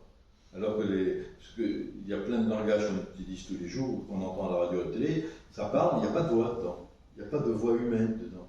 Il n'y a pas la chair, le sang et le souffle. Bon, bref. Donc, je reviens à la façon d'aborder le poème, elle est très variable d'une personne à l'autre. Il faut que toutes les possibles soient présentes. Et chacun doit avoir sa vérité dans la lecture du poème. Il y a des gens qui ne peuvent accéder à la poésie que par l'écoute du Non pas en le prenant en charge lui-même, mais que d'autres le lisent pour eux. Et alors, il l'écoute, comme ton petit enfant, là, lui c'est parce qu'il est petit et qu'il ne sait pas lire, mais on peut avoir 60 enfants et être bien dans la poésie quand d'autres nous la lisent. Un comédien, un ami, un proche, etc. Et il y en a qui ne peuvent accéder vraiment à la poésie que en la passant par le corps, ce que vous dites. Mais alors parfois, certains, ils veulent la lire à haute voix, fort et à haute voix. Ils soufflent avec elle, et elle est en train. Et il y en a beaucoup qui sont dans le murmure. Il y a beaucoup de gens qui veulent seulement se le murmurer. Et il y en a d'autres, et pourquoi aurait-il tort? Il dit, moi, j'en ai entendu des gens dire ça, moi je ne peux que dans le silence, que dans ma lecture seule et silencieuse. Je n'aime pas aller dans les endroits où on lit des poèmes à haute voix. Toutes les vérités sont bonnes. Il n'y a pas de loi. Chacun doit inventer ça, là où il est juste et bien avec le poème. On peut aussi plusieurs choses. Hein. On peut lire silencieusement tout seul, on peut entendre un poète lire ses poèmes. Il le lit parfois mal, mais il y a sa voix dedans, qui est magnifique. On entend quelque chose de plus du poème en entendant le poète lire son poème. Et après, si on entend un comédien, c'est encore autre chose.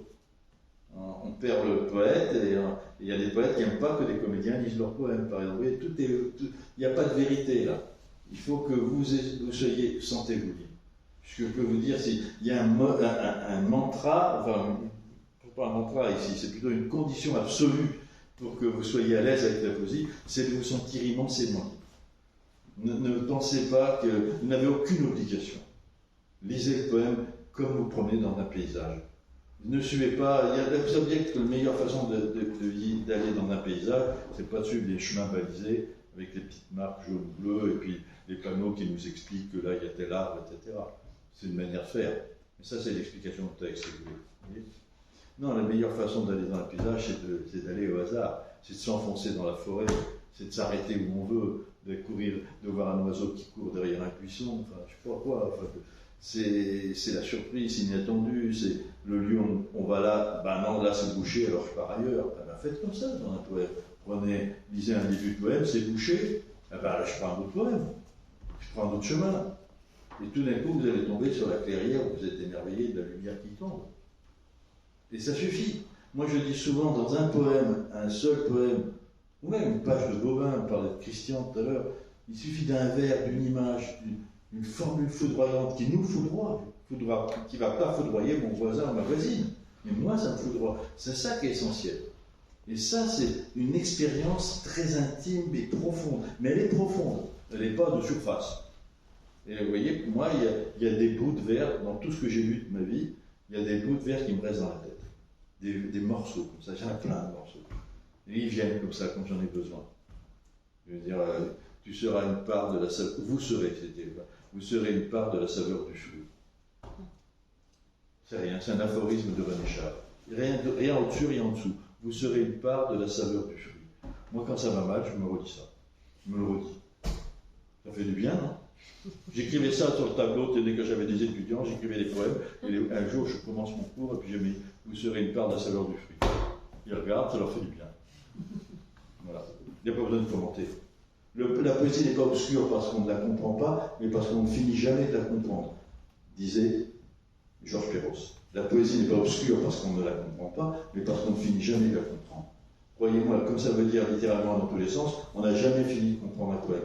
N'attendez pas d'être satisfait de la lecture. Si vous êtes satisfait de la lecture, c'est que vous êtes passé à côté. Vous n'avez compris que le prétexte de dessus. Si je dis demain dès l'aube, c'est bah ça va, j'ai lu, hein, j'ai compris, le vieil Hugo va s'attendre de sa fille, il est triste parce qu'elle est morte. Bah, si c'est ça le poème, c'est pas la peine d'écrire un poème. Ça veut dire 1000 milliards de choses de plus. Et tout ce que ça dit que vous allez lire, Victor Hugo ne le savait pas, puisque vous n'étiez pas né. Mais vous n'avez pas tort hein, de penser ce que vous allez lire de ce poème.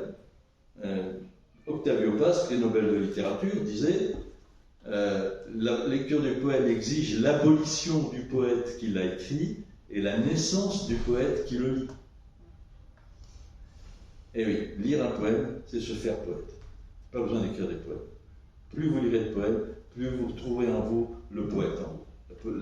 Et vous serez plus à même de vivre, de recomprendre en vous-même la part poétique. Celle qui est la plus humaine en vous, au fond. Non?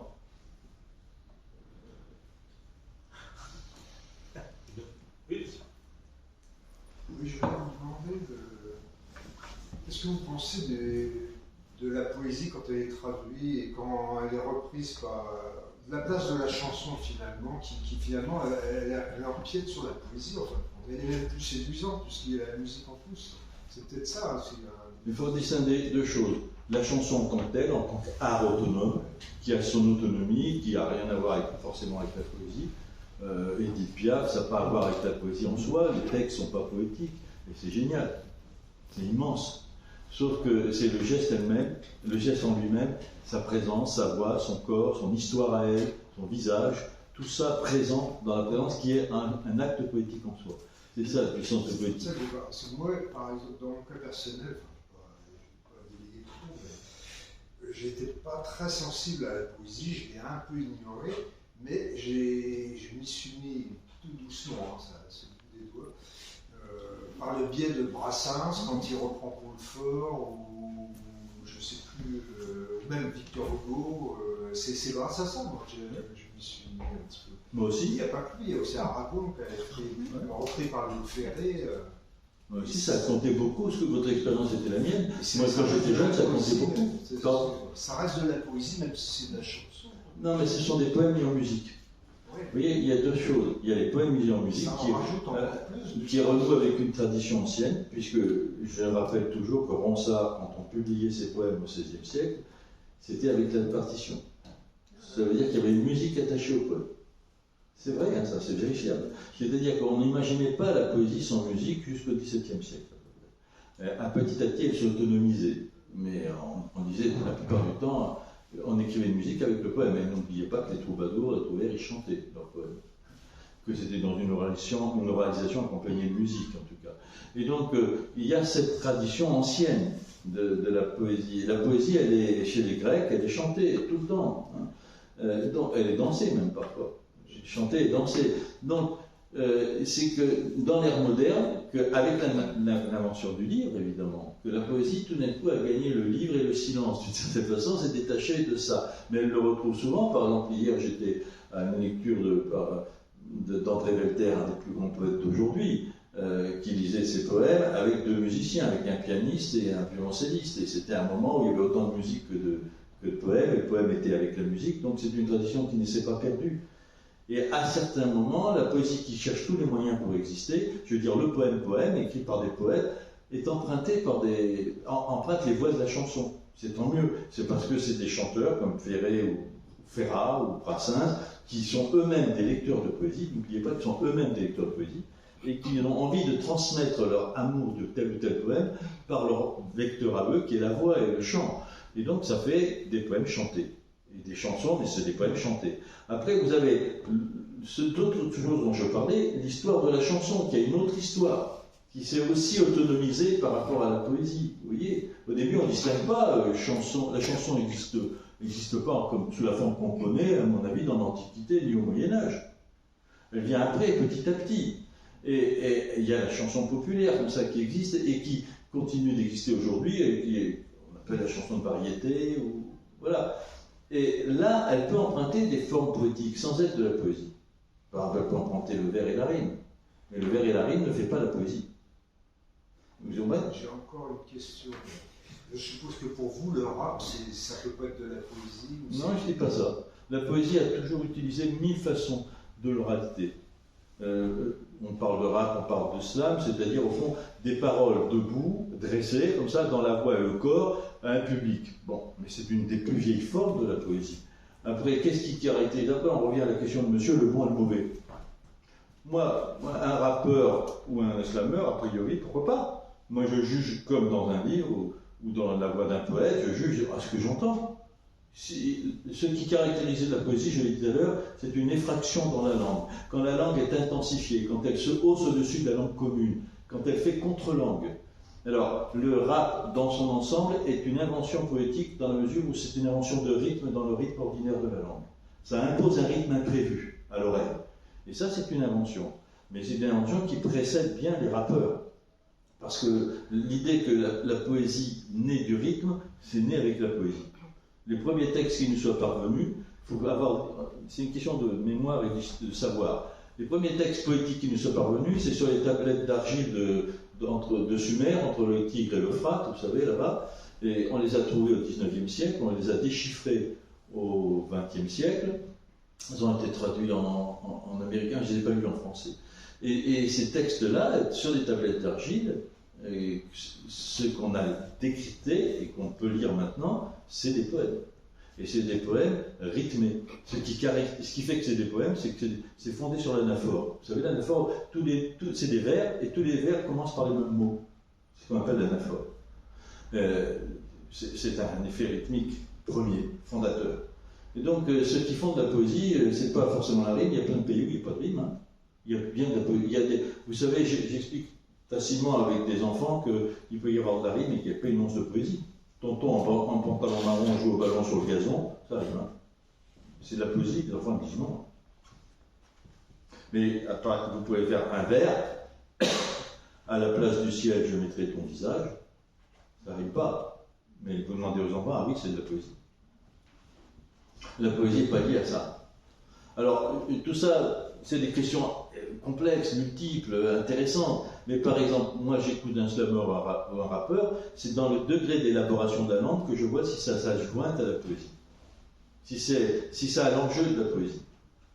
Et il y a de mauvais rap que du très très beau rap. Il y a plus de mauvais que de bons, à mon avis. Mais c'est mon avis, hein. C'est comme le slam. Il y a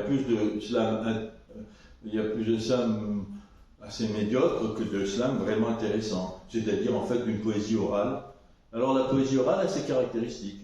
Mais on n'a pas attendu les slammeurs ni les rappeurs. Jean Rictus, que j'ai publié en Poésie Gallimard, il disait des poèmes en argot là-bas à Montmartre au XIXe siècle. Et tout le monde courait de Paris pour l'entendre. Et c'était des poèmes en argot. Et en plus, c'était des poèmes de SDF, puisqu'il avait passé une partie de sa vie sous les ponts de Paris. Après, il est devenu très célèbre et très riche. Et donc, il a écrit des poèmes en alexandrin et en argot. Et sur les pauvres. Les soliloques du pauvre. Ça s'appelle. Les soliloques du pauvre. Et donc, il fait parler des pauvres. Il fait parler, au fond, des SDF, quoi. En argot parisien. Ben, si c'est pas du rap, ça. Il le bramait dans les bistrots, hein, là-bas, comment ça s'appelle, Lapin Agile, les bistrots de Montmartre, quoi, hein, au Chat Noir, etc. Donc, c'est très ancien, ces choses-là. Et ces formes modernes, je ne les méprise pas, je ne les ignore pas, et je dis simplement que souvent, mais c'est comme dans la chanson, hein, il y a des chansons qui relèvent de l'art. Vous parlez de Brel, Brassens, Ferré, mais il y en a d'autres, Laviguier, ou je sais pas, moi, Michelin, ça relève de l'art. Puis il y en a d'autres qui relèvent du pur divertissement. Le divertissement, on en a besoin, mais on ne peut pas prendre l'un pour l'autre. C'est tout. Il y a des degrés. Et c'est pas forcément mauvais, mais il y a des choses plus exigeantes que d'autres, qui apportent plus que d'autres, qui relèvent plus de l'enjeu poétique dont je parlais. Et j'ai donné un enjeu grave à l'enjeu poétique. Rappelez-vous au début ce que je disais, devenir plus humain, conquérir dans un effort comme ça de conscience notre humanité. Alors il y a peut-être qu'il y a les meilleurs de certains rappeurs qui sont dans cet enjeu-là. Et d'autres qui sont plutôt dans un enjeu de pure protestation, de pure expression un peu sincère, mais ça ne suffit pas la sincérité pour faire la qualité. En poésie, c'est pareil. Toujours pareil. En poésie, vous avez des poètes. Moi, j'écris un petit essai qui n'est pas là parce qu'il vient juste de sortir, qui s'intitule La flaque qui brille au retrait de la mer. On m'a demandé de répondre à la question comment on devient poète. Et je parle de la poésie amateur. Moi, j'ai dirigé le concours des poètes, je pense que toutes les poésies valent. Je suis pour qu'il y ait des poètes amateurs, mais qu'ils se sachent amateurs. C'est-à-dire que tout le monde a le droit d'écrire la poésie, mais tout le monde a le droit de faire de la randonnée en montagne, mais tout le monde ne peut pas aller au Mont Blanc ni à l'Himalaya. C'est tout. Et on n'est pas stupide si on monte le Puy-de-Dôme. Moi, je monte le Puy-de-Dôme, ça me va bien. C'est mon pays. Ça me suffit. Et je suis très très heureux et très content de pouvoir monter le Puy-de-Dôme, mais j'irai plus jamais monter aujourd'hui sur des grands cols à 8000, quoi. Donc c'est tout à fait. Tout le monde a le droit de jouer au ballon et tout le monde ne va pas être Mbappé. Pas grave. Ça n'invalide pas celui qui joue au ballon. Et c'est pareil pour la poésie. Tout le monde voudrait être prix Nobel de poésie, enfin, ou être vendu en librairie. Non, moi je dis écrivez de la poésie, ne vous gênez pas, lisez-en d'abord pour nourrir, parce que, pardon, je réponds à cette question, elle est intéressante. Des jeunes lycéens ou collégiens, je leur dis, comment vous faites pour le foot? Vous voulez être footballeur? Je me rappelle les jeunes d'un lycée professionnel. Vous voulez être footballeur, qu'est-ce que vous faites? Vous regardez des matchs tous les jours, je parie. Oui, qui me dit. Même enregistré, oui, on relit, on revoit. Vous regardez les joueurs que vous aimez, oui, vous les imitez, oui.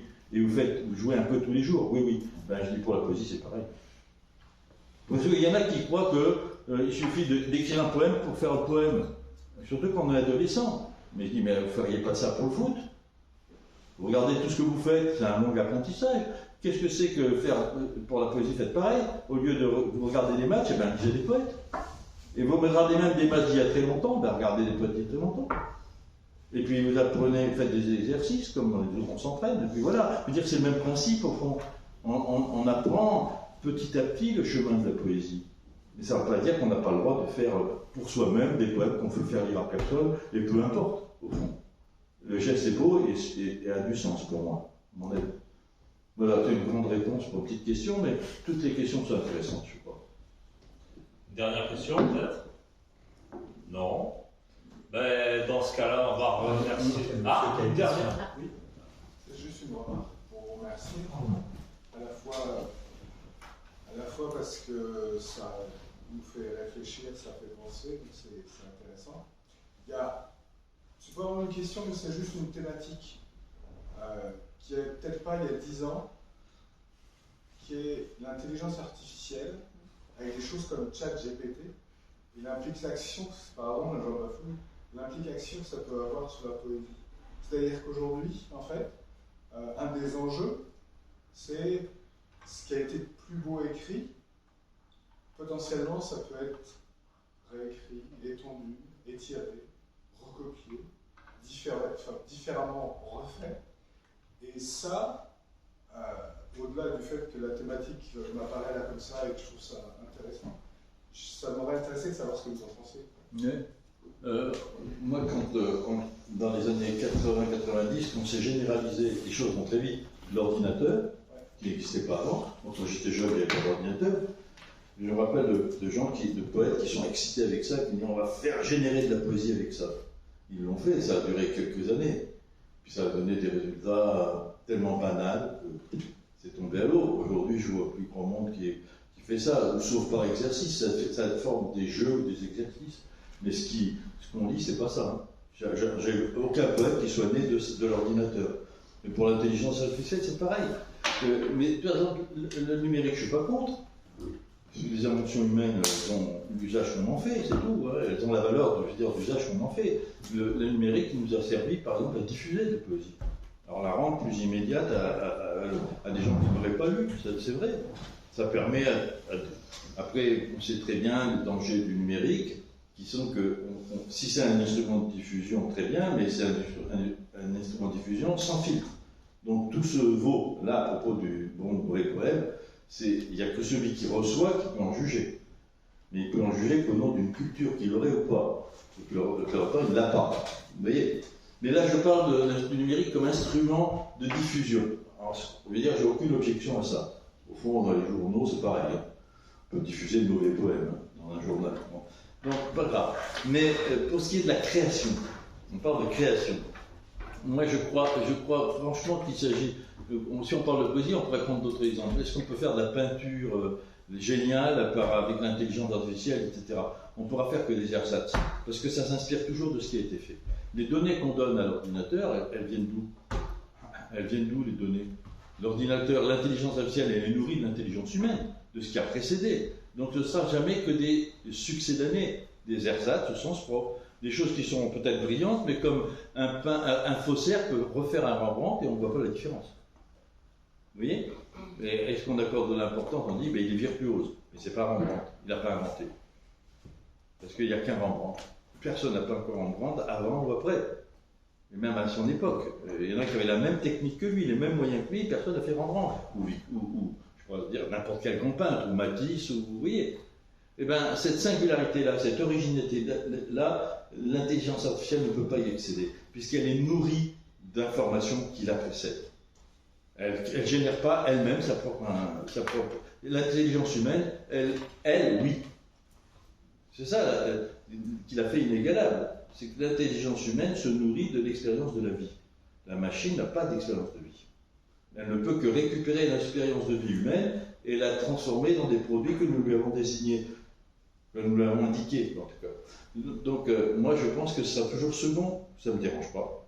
Je ne crois pas qu'on ait des poèmes générés par l'intelligence artificielle qui aillent aussi loin que... Parce que l'intelligence artificielle ne connaît pas l'expérience de la mort. Est-ce que vous voyez ce que je veux dire? Aucune machine n'a la conscience de la mort, puisque la mort, elle peut avoir une obsolescence, c'est pas la mort. La mort, c'est autre chose. La mort, ça ne peut être que lié à la vie, forcément. Donc, il y a la mort de l'animal, il y a la mort de la fleur, il y a la mort de nous, mais une machine, ça peut vivre. Donc, autant que je sache. Une machine, elle vit et puis elle meurt aussi. Non? Pardon? Une machine, on la crée, elle vit, puis à un moment, elle fonctionne. Oui, mais alors si vous donnez à la machine la conscience de sa mort, de son obsolescence, on va dire, moi je dis, mais enfin de sa mort, vous lui donnez des instructions extérieures, etc. C'est toujours un calque de la vie humaine et de notre rapport nous à la mort. Il y a une pièce qui ne fonctionne plus, elle meurt. Oui, elle meurt, mais elle n'en a pas la conscience. Mais si vous lui en donnez la conscience, admettons que l'intelligence artificielle, les robots humanisés, hein, les humanoïdes, admettons qu'une machine, vous lui donnez la conscience d'une mort, et donc la peur, elle aura les sentiments liés à ça, mais elle les aura. Pourquoi? Parce qu'on aura instruit la machine d'avoir ces modèles-là. Et ces modèles, ils sont humains. Elle ne fait que copier l'humain. Elle ne sera toujours qu'un clone de l'humain. Elle ne sera pas humaine. Elle ne sera que la plus juste reproduction de l'humain, comme un virtuose peintre peut faire du Rembrandt, que même les plus grands experts n'arrivent pas à distinguer. Mais ça ne sera jamais Rembrandt, puisque c'est fait d'après Rembrandt. C'est ce que je veux dire. Vous voyez ce que je veux dire? L'intelligence artificielle, elle est toujours faite d'après l'intelligence humaine, qui est une intelligence incarnée, qui a du sang, de la chair, du souffle, des blessures, des cicatrices sur la peau. La machine n'a pas de cicatrices sur la peau. Elle ne reçoit pas de caresse. On peut lui faire dire « Ah oui, j'ai envie d'une caresse », mais ça ne veut pas dire qu'elle connaît la caresse. Ben, vous ne savez pas, vous ne l'avez pas interrogé. Oui, si, je sais. Très bien. C'est intéressant parce qu'en fait, c'est vrai que ça nous ramène à nous-mêmes de toute façon. Ça nous donne simplement le reflet de ce que les gens ont déjà généré eux-mêmes, qui était génial. Et donc en fait, ça ramène à l'humain. Moi je crois que ça ramène à l'humain, oui, bien sûr. Et en fait, en même temps, à vous écouter, puisqu'on a parlé de diffusion en même temps, il y a quelque chose qui est peut-être un peu plus terre à terre, qui est les réseaux sociaux.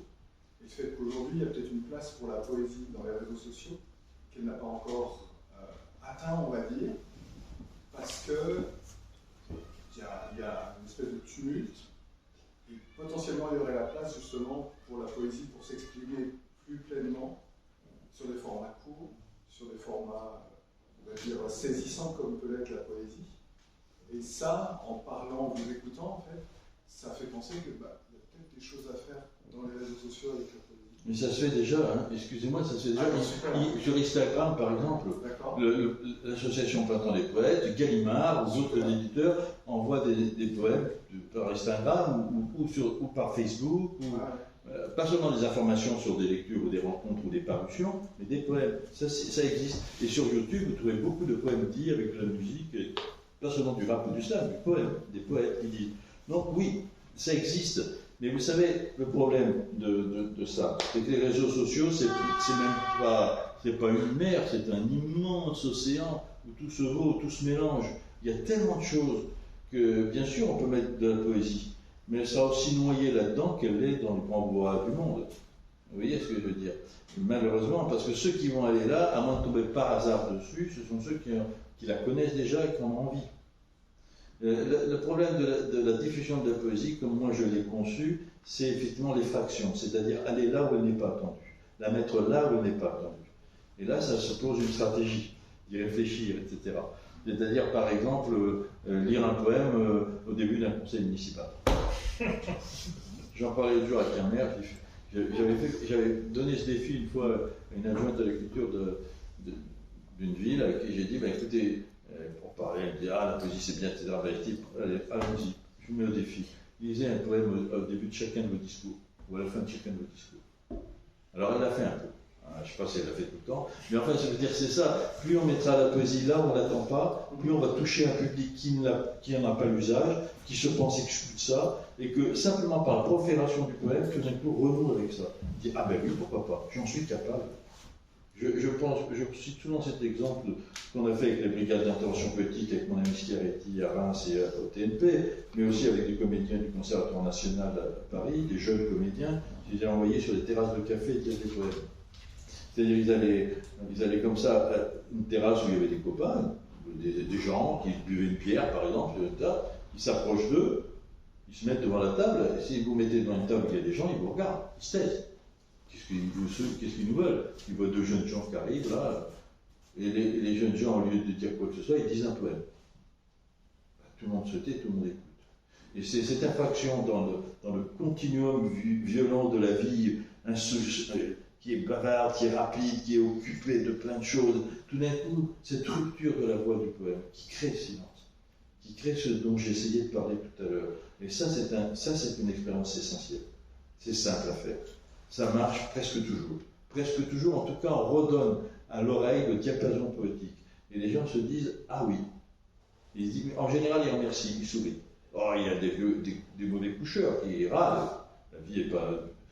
C'est pas des bisounours de tout, la merde. Mais enfin, en général, ça marche. Et moi, j'ai une telle confiance dans la poésie. Si vous prenez n'importe quel poème, même du Mallarmé, vous savez, c'est tellement dissonant le poème.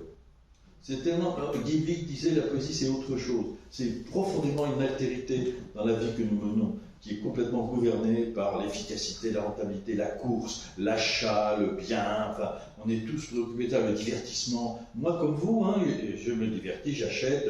On est tous pris par là-dedans. C'est une logique puissante qui nous entraîne. On est emporté dans ce grand flot. On dit le Main Street, qui veut dire le flot majeur. On est emporté par ça. Et donc, c'est très difficile d'échapper à ça. Dès qu'on fait une effraction à ça, on fait un geste essentiel, un geste de résistance. On redonne aux gens le sentiment qu'il y a un autre rythme de vie. En dessous de ce grand flot, il y a la vraie vie, au fond.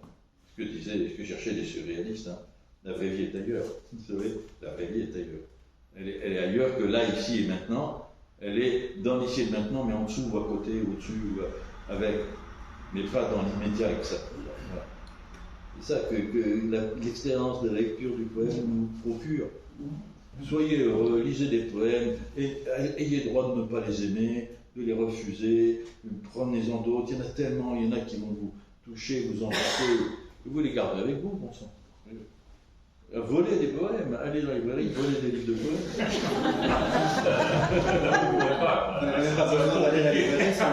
Non, mais le jour où on volera des livres de poèmes, ça bon signe. C'est ce que je veux dire. Voilà, bon, merci, un grand merci à vous. Je vous remercie vraiment.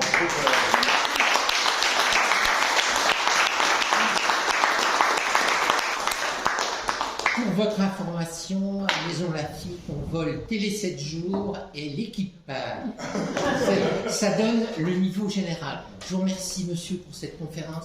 En fait, moi, je retiens, c'est un appel à la vie intérieure, à la vérité. Et en fait, ce qui semble visible et qui semble s'imposer à nous n'est pas, en fait, ce qui compte. Ce qui compte, c'est ce que vous allez lire et surtout vous approprier, c'est-à-dire faire de votre lecture personnelle une lecture qui sera vraiment, certes, partagée. D'ailleurs, vous avez dit une fois le mot partage, c'est important, partagé, mais aussi vécu. Et rien que pour ça, merci, parce que ça, c'est une conduite de résistance. Merci, bonne journée. Alors, à la prochaine.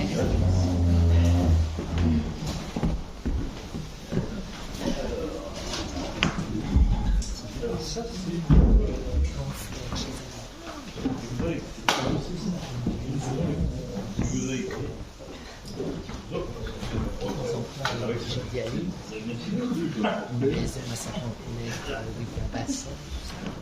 Voilà, après